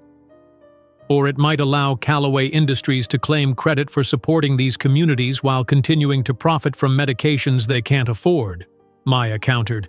"It could be seen as performative philanthropy." Something flickered in Daniel's eyes, respect, perhaps, or surprise at her directness. That's a fair critique, and one Alex himself has raised internally. Their food arrived, steaming and fragrant. Maya realized she was starving. She'd been so caught up in reviewing the Foundation materials that she'd forgotten to eat lunch. "Look," Daniel said after they'd both taken a few bites, "I'm not going to pretend the situation is perfect. There are legitimate concerns about the relationship between the Foundation and the company. But having watched Alex build this initiative from the ground up, I believe his intentions are genuine. He's trying to do the right thing within the constraints he faces." "I believe that," Maya said, surprising herself with the admission. "But good intentions aren't always enough, especially when dealing with communities that have reasons to be skeptical." Daniel nodded, seeming to appreciate her perspective rather than becoming defensive. "What would you do differently if you were in charge of the program?" The question caught Maya off guard.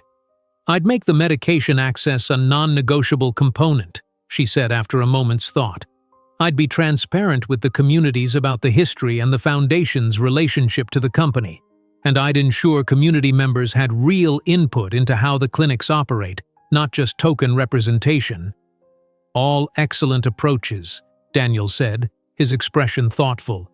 "And exactly why Alex wants you for this position." Maya frowned slightly. "What do you mean?" "He doesn't want someone who will simply execute his vision without question. He wants someone who will challenge assumptions, identify blind spots, and ultimately make the program better than he could on his own. Maya considered this as she took another bite of her pad thai. If true, it suggested a level of humility and self-awareness on Alex's part that she found reassuring. "There's something else you should know," Daniel continued. "Alex has personally pledged $5 million of his own money, separate from the foundation's funds, to subsidize medication costs if the partnership with Callaway Industries doesn't materialize. It's not a perfect solution, but it demonstrates his commitment." "That wasn't in any of the materials," Maya noted. "It's recent. The pledge was made after the board meeting yesterday, partly in response to concerns similar to yours that have been raised by community representatives." The conversation paused as they focused on their meals. Maya was trying to reconcile the new information with her earlier concerns. The picture was becoming clearer, but also more complex. "Can I ask you something personal?" she said finally. Daniel looked up from his curry. "Of course." "Jennifer mentioned you're divorced. She also implied that you might have a personal interest in me, beyond my candidacy for this position." To his credit, Daniel didn't flinch or evade. "Jennifer has always been direct," he said with a small smile. "Yes, I was married for 4 years. We divorced amicably 3 years ago. And yes, I find you impressive both professionally and personally. But I've been careful to keep those feelings separate from the Foundation's recruitment process." Maya appreciated his honesty. "Why tell me this now?" "Because you deserve transparency, especially after raising valid concerns about transparency in the Foundation's work." He met her gaze steadily. "And because if you do accept the position, I want there to be clarity between us from the beginning." The implications hung in the air between them. If she took the job, any personal relationship would be complicated by their professional connection. If she declined the job because of her concerns, she might be walking away from both a career opportunity and a potential personal connection. "I don't expect anything," Daniel added, perhaps sensing her discomfort. "And your decision about the position should be based solely on whether it's right for you professionally." Maya nodded, grateful for his understanding. "Thank you for being honest. About everything." As they finished their meals, the conversation shifted to lighter topics. Maya's experiences in the ER, Daniel's early career as a public defender before moving to private practice, their shared love of Thai food. The tension gradually dissipated, replaced by the same easy rapport they'd established at the gala. When the check came, Daniel reached for it, but Maya placed her hand on the table between them. "Let's split it," she suggested. "Keeps things clear." He smiled, understanding her meaning. "Fair enough." Outside the restaurant, the evening air was cool and pleasant. They stood somewhat awkwardly on the sidewalk, neither quite ready to say goodbye. "I should get home," Maya said eventually. "Early shift tomorrow." "Of course." Daniel hesitated, then asked, "Would you like a ride?" "I think I'll walk. It's only a few blocks and I could use the fresh air to think." "About the position?" "About everything." Daniel nodded. "For what it's worth, I think you'd make the program better, stronger, more accountable. But whatever you decide, I respect your judgment." "Thank you." Maya surprised herself by impulsively reaching out to squeeze his hand. "For dinner, and for the straight answers." His fingers curled briefly around hers before letting go. "Anytime." Maya walked home slowly, her mind turning over everything she'd learned. The Foundation's work was meaningful, despite the complications. Alex seemed genuinely committed to making amends for past practices, even if the execution wasn't perfect. And Daniel, well, that was yet another factor to consider. Her phone buzzed with a text as she reached her building. It was from Steven. "Hey, hero, haven't heard from you in a while. How's life in the spotlight? Still considering that fancy Foundation job?" Maya smiled and typed a response. "Spotlight finally fading, thankfully. Still weighing the Foundation offer. Complex situation. Coffee tomorrow after my shift? Could use your perspective." Steven's reply came quickly. "Absolutely. 4 p.m. at the usual place? I want all the details, especially about the hot lawyer Jennifer won't stop talking about." Maya groaned. Of course, Stephen and Jennifer had been comparing notes. The hospital grapevine was ruthlessly efficient. 4 p.m. works, and he's not that hot. Liar. See you tomorrow. Inside her apartment, Maya kicked off her shoes and collapsed onto her couch, feeling the events of the past few days catching up with her. From the fire to the media frenzy to the job offer to dinner with Daniel, it was a lot to process. She picked up the tablet again, this time opening a folder she hadn't fully explored. Community Testimonials. It contained video interviews with residents from each of the target communities, discussing their healthcare challenges and hopes for better access. "My mother died because she couldn't afford her blood pressure medication," one woman said, her eyes reflecting a pain Maya recognized from her work in the ER.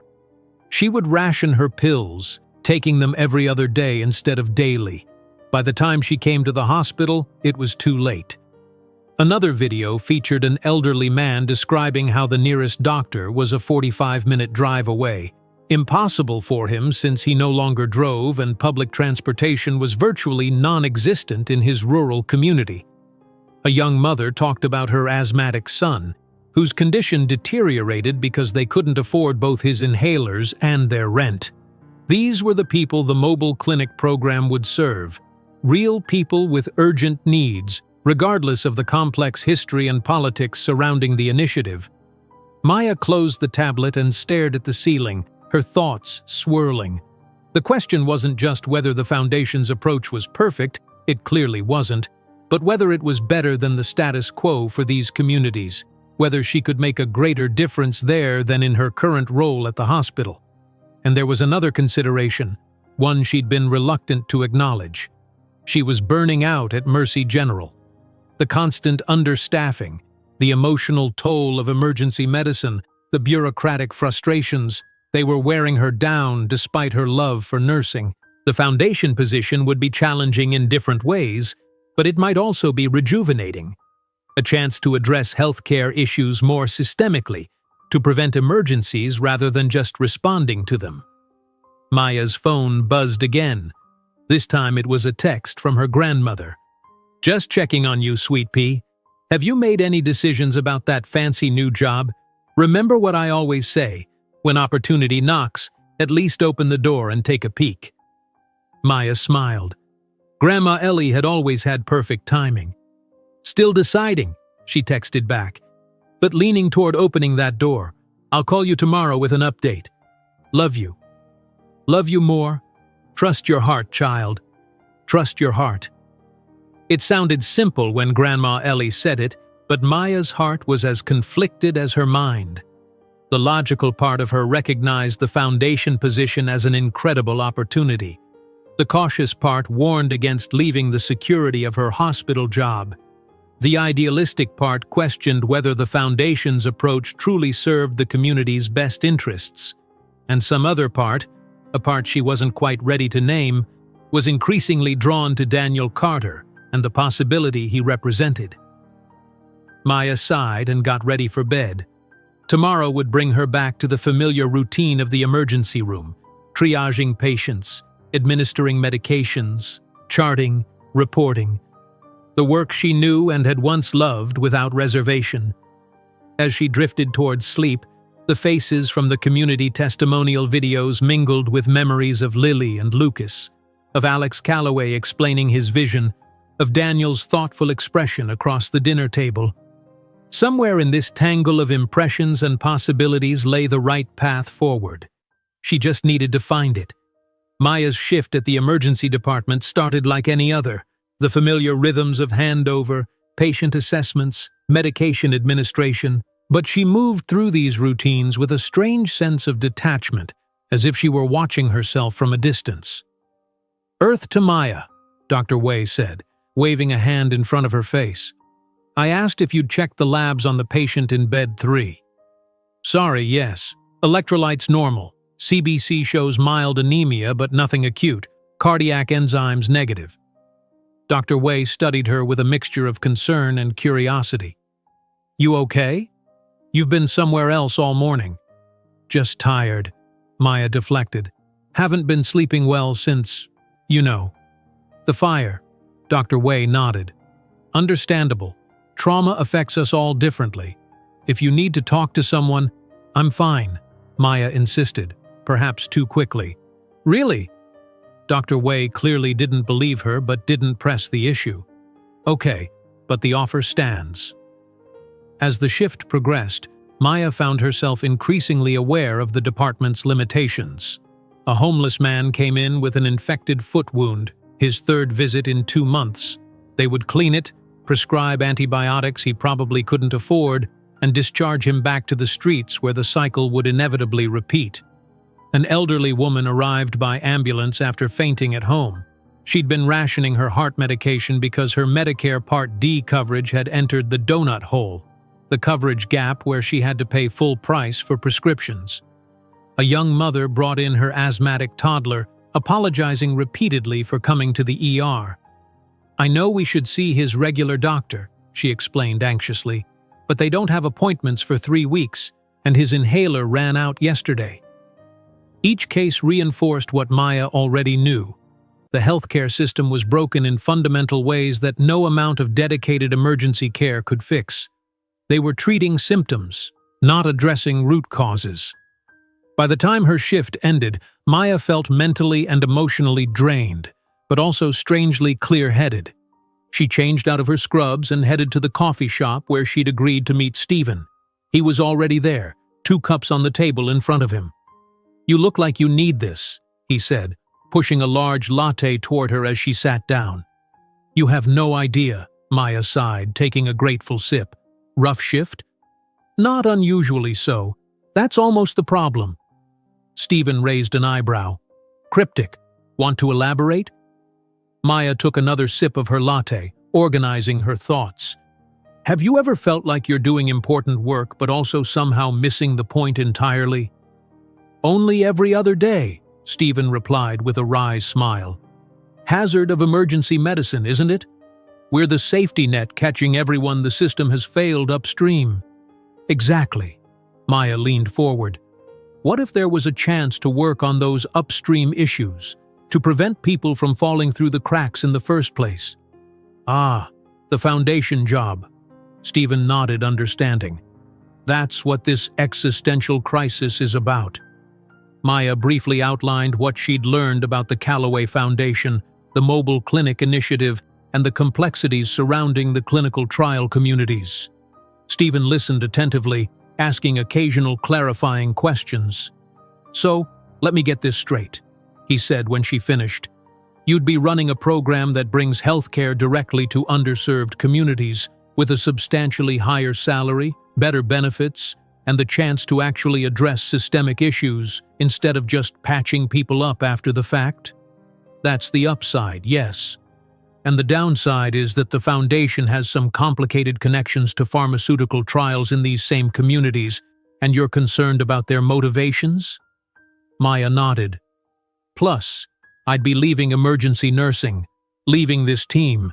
It's a huge change. Stephen studied her for a moment. Can I be brutally honest? Please. You'd be crazy not to take this job. He held up a hand to forestall her objection. Hear me out. Yes, the Foundation's history is complicated. Yes, their approach isn't perfect. But you'd be in a position to influence that approach, to make it better. Here, you're burning out treating the same preventable emergencies over and over. Maya couldn't deny the truth in his assessment. What about the team, though? I'd be leaving you all short-staffed. Stephen rolled his eyes. We're already short-staffed. Have been for years. That's not on you to fix by sacrificing a career opportunity. His expression softened. We'd miss you, obviously, but we'd also be incredibly proud of you. Thanks, Maya said quietly. That means a lot. Now, Stephen leaned forward with a mischievous glint in his eye. Tell me about the hot lawyer. Maya groaned. Why is everyone so fixated on Daniel? Because Jennifer says he looks at you like you hung the moon, and because you're blushing right now just hearing his name. I am not, Maya protested, feeling her cheeks grow warmer. Very convincing.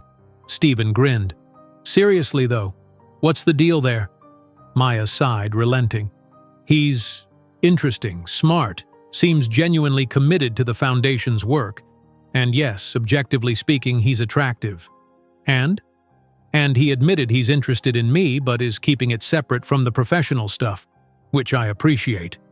Stephen nodded approvingly. Sounds like a decent guy. Unlike that radiology resident you dated last year who couldn't separate work and personal life to save his life.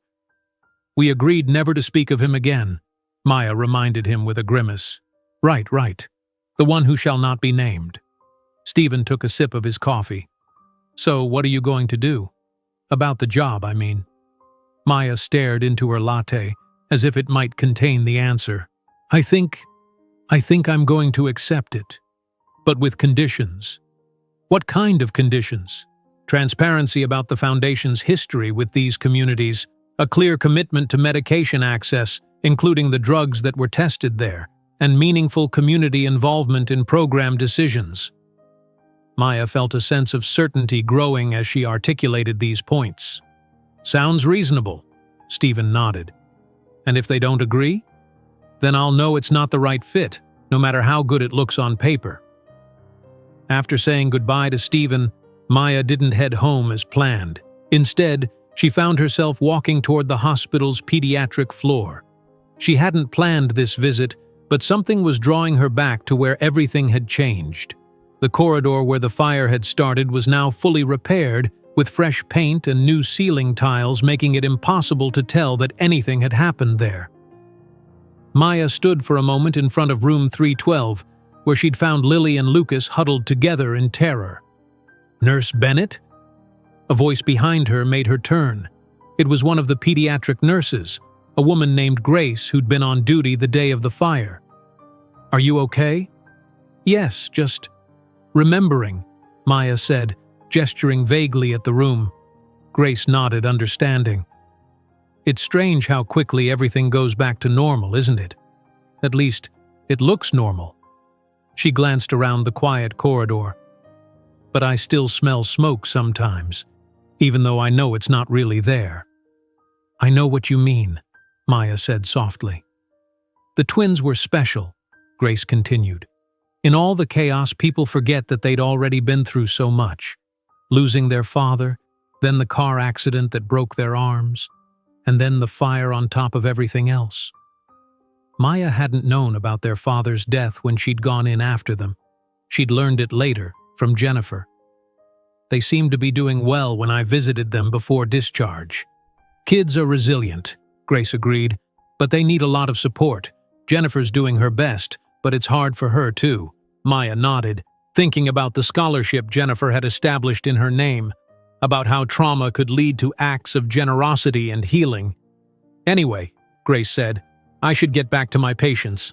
It was good to see you, Nurse Bennett. Maya, she corrected with a smile.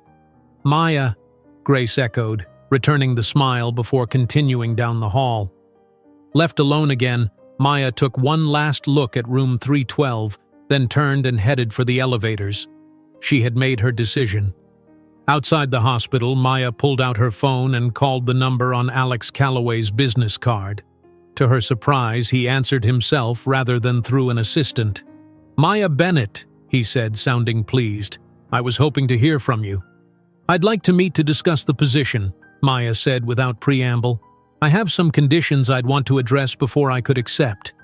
There was a brief pause, then Alex said, I appreciate your directness. Are you free tomorrow morning? We could meet at the Foundation offices. Tomorrow works? 10 o'clock? Perfect. I'll have my assistant send you the address. After hanging up, Maya texted Daniel, meeting with Alex tomorrow to discuss the position. Have some conditions that are important to me. His response came quickly. That's great news.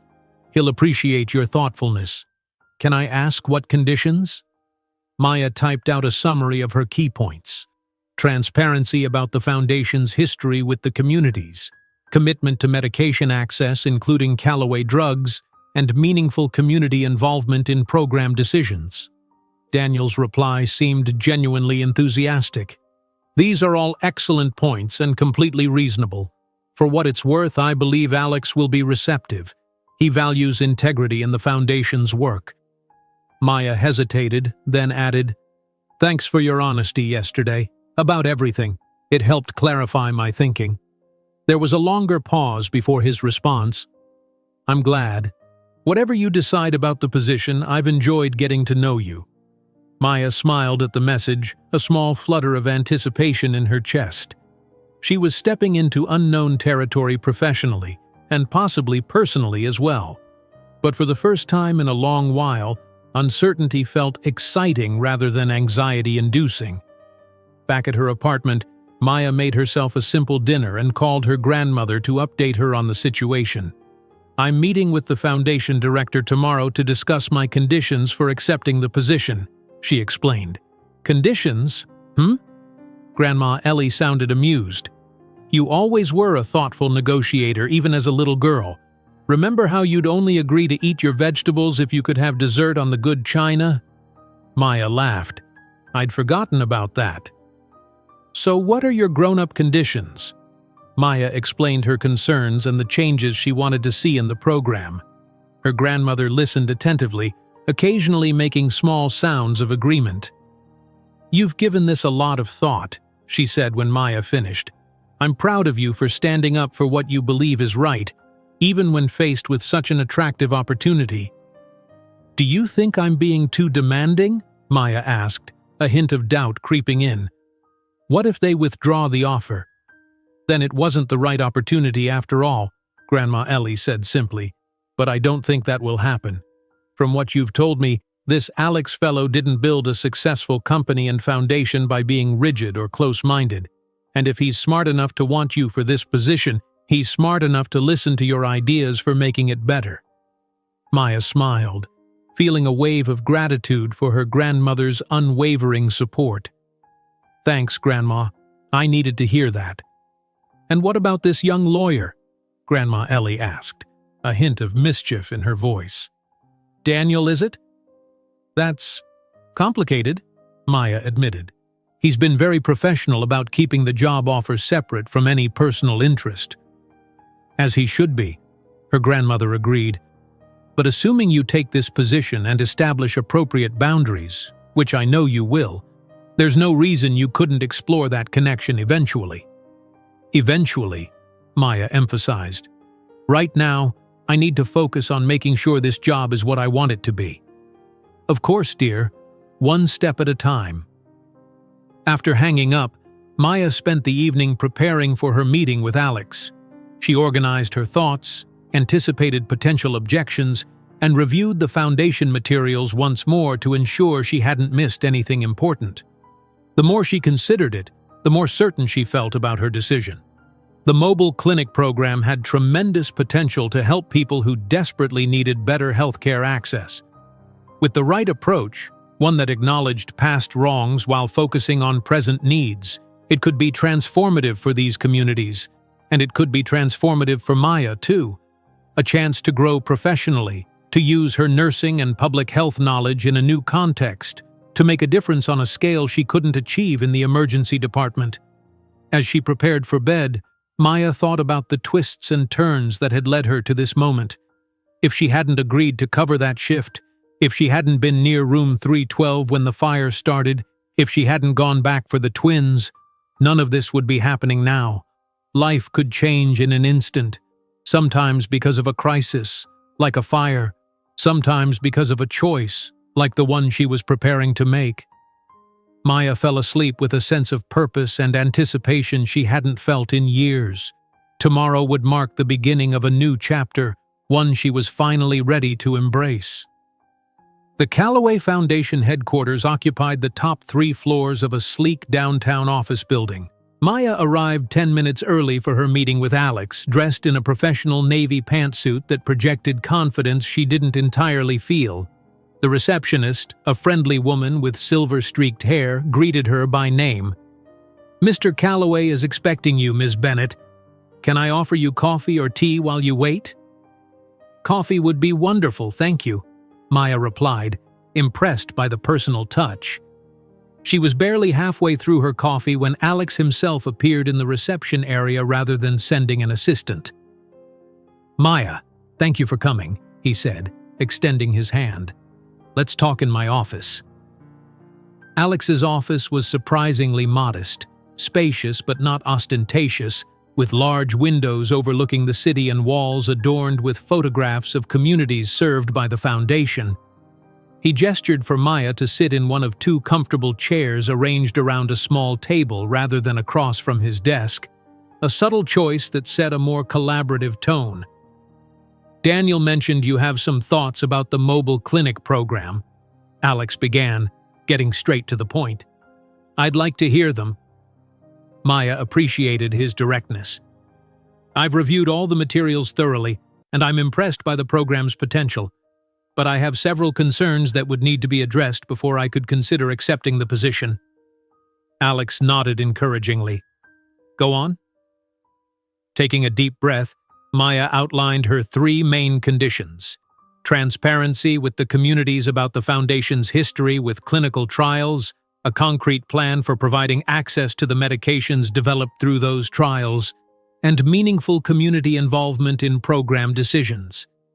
As she spoke, Alex listened attentively, occasionally jotting notes but never interrupting.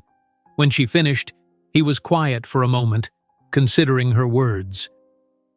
"Those are all valid points," he said finally, "and ones we've wrestled with internally. Let me address each one." He leaned forward slightly. "On transparency, you're absolutely right. We've been overly cautious about acknowledging the connection between these communities and Callaway Industries' clinical trials. Part of that was legal advice about potential liability, but that's not a good enough excuse. If we're going to build trust, we need to be honest about the past." Maya was surprised by his ready agreement but kept her expression neutral. "Regarding medication access," Alex continued, "Daniel may have mentioned that I've committed personal funds to subsidize the cost of these medications if the company won't cooperate. But I agree that's not an ideal solution. It's a band-aid, not a cure." He paused, seeming to make a decision. "What I haven't shared publicly is that I'm leading a shareholder initiative to force Callaway Industries to create a compassionate access program specifically for these communities. I own enough shares to make some noise, and I've been quietly building support among other major shareholders." This was news to Maya. "How likely is that to succeed?" "It's gaining momentum," Alex said. "The current CEO is resistant, but the board is increasingly concerned about negative publicity around drug pricing. I believe we have a real chance of getting this approved within the next 6 months." Maya nodded, cautiously optimistic. "And community involvement in program decisions?" "That's where we've made the least progress," Alex admitted. "We have advisory boards in each community, but they've been limited to providing input rather than having actual decision-making authority. I'm open to restructuring this aspect of the program." He looked at Maya thoughtfully.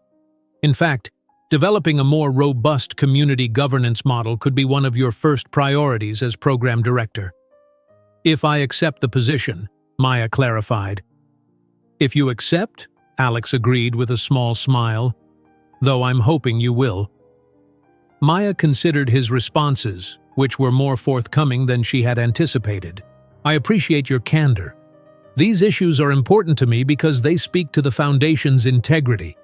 If we're going to make a real difference in these communities, we need to approach them as partners, not beneficiaries." "I couldn't agree more," Alex said, his expression earnest. "Maya, when Daniel first brought your name forward as a candidate, what impressed me most wasn't your clinical experience or your public health background, though both are excellent. It was your reputation for integrity and advocacy. The nurses and doctors he interviewed all said the same thing. You always put patients first, even when it meant challenging hospital policies or physician decisions." Maya was surprised. "Daniel interviewed my colleagues?" "With their permission, yes. Part of our standard vetting process for leadership positions." Alex smiled. "Even before the fire incident, you were our top candidate." Your actions that day simply confirmed what we already believed about your character." This revelation gave Maya pause. The Foundation had been more thorough in their assessment than she'd realized. "Let me be clear about something," Alex continued. "I don't want someone who will simply execute my vision without question. I want someone who will make this program better than I could imagine on my own. Someone who will hold both the Foundation and me accountable to our stated values."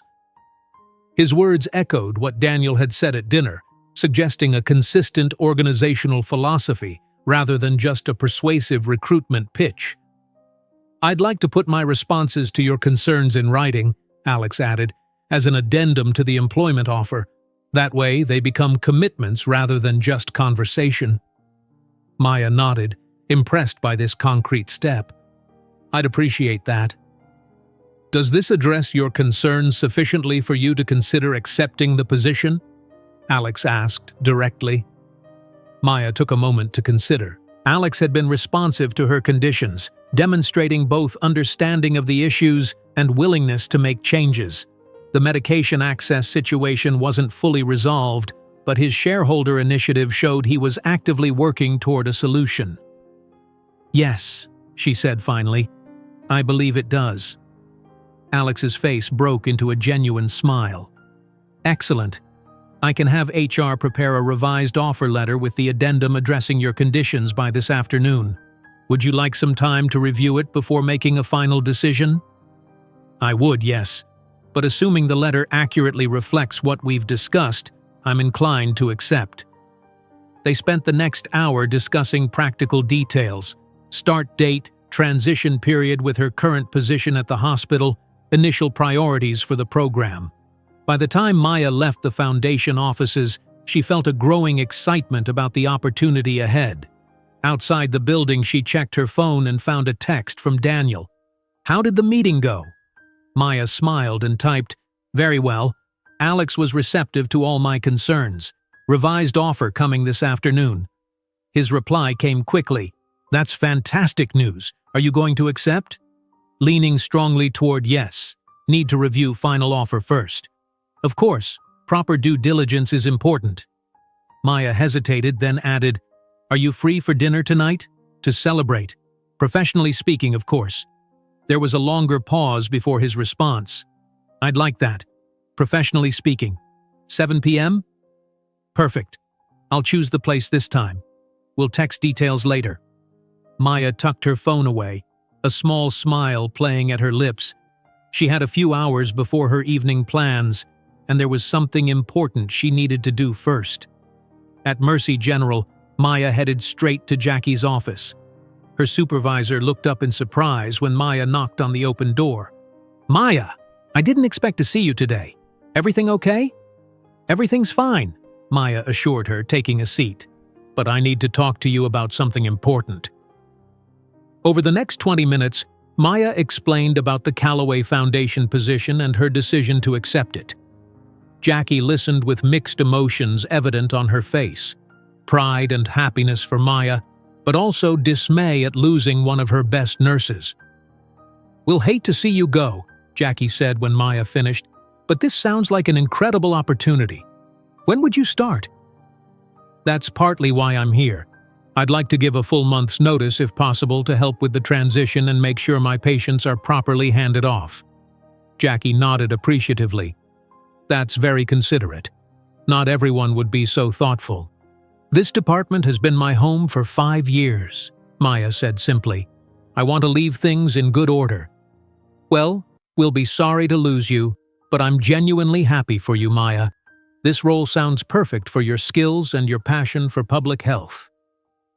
After leaving Jackie's office, Maya found Stephen in the break room and shared her news. His reaction was an enthusiastic high five followed by a genuine hug. "I knew you'd take it. This is fantastic." "I haven't officially accepted yet," Maya cautioned. "But yes, I'm planning to once I review the final offer." "And what about Lawyer Boy?" Stephen wiggled his eyebrows suggestively. Maya rolled her eyes. "We're having dinner tonight, professionally." "Of course, very professional. Should I expect a wedding invitation by Christmas?" Or are you going to make me wait until next year?" "You're impossible," Maya laughed, swatting his arm. "It's complicated and you know it. If I take this job, any personal relationship would need to be handled carefully. But not ruled out entirely," Stephen noted with satisfaction. "Good. You deserve someone who looks at you the way Jennifer says he does." That evening, Maya chose a small, elegant restaurant by the waterfront for her dinner with Daniel. It was upscale without being stuffy, with a terrace offering views of the harbor. She arrived early and was seated at a corner table with an exceptional view of the sunset. Daniel arrived precisely on time, looking polished but relaxed in charcoal slacks and a crisp white shirt. "This is a beautiful choice," he said, gesturing at the view as he sat down. "I thought we deserved something special to mark the occasion," Maya replied. "The revised offer came through an hour ago, and it addresses all my concerns exactly as Alex promised." "And?" Daniel asked, though his smile suggested he already knew the answer. "And I've accepted," Maya confirmed. "I start in 4 weeks, after completing my notice period at the hospital." Daniel's smile widened. "Congratulations. The Foundation is incredibly fortunate to have you. And selfishly, I'm pleased we'll be working together." "About that," Maya said, her tone becoming more serious, "we should probably discuss boundaries." Daniel nodded, matching her serious tone.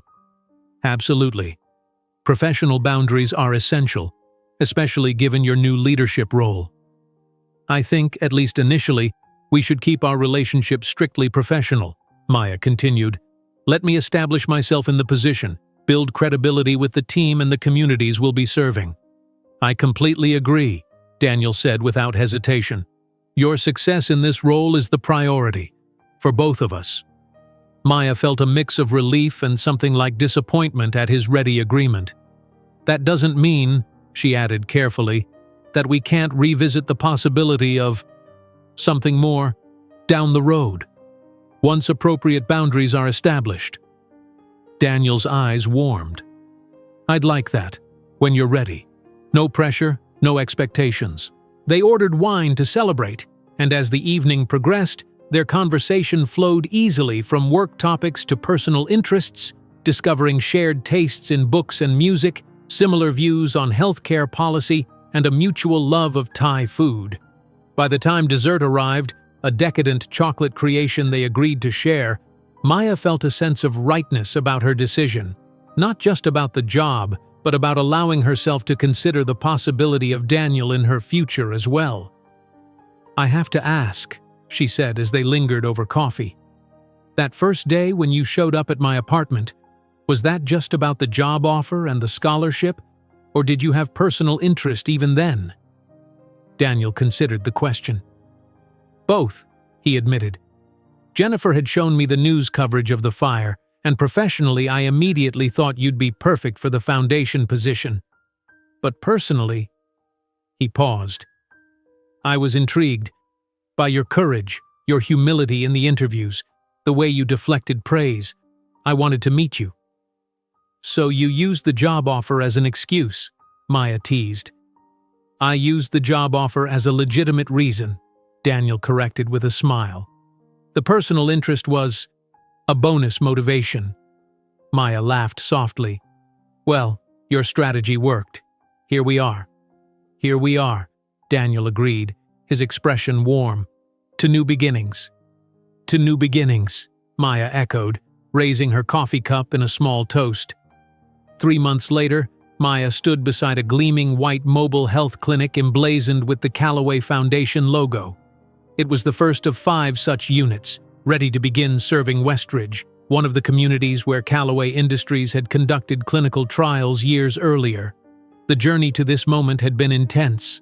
Maya had spent her first weeks in the position reviewing every aspect of the program, making key adjustments based on her conditions, and meeting with community leaders in each target location. She had assembled a staff of dedicated healthcare professionals who shared her vision for accessible, high-quality care.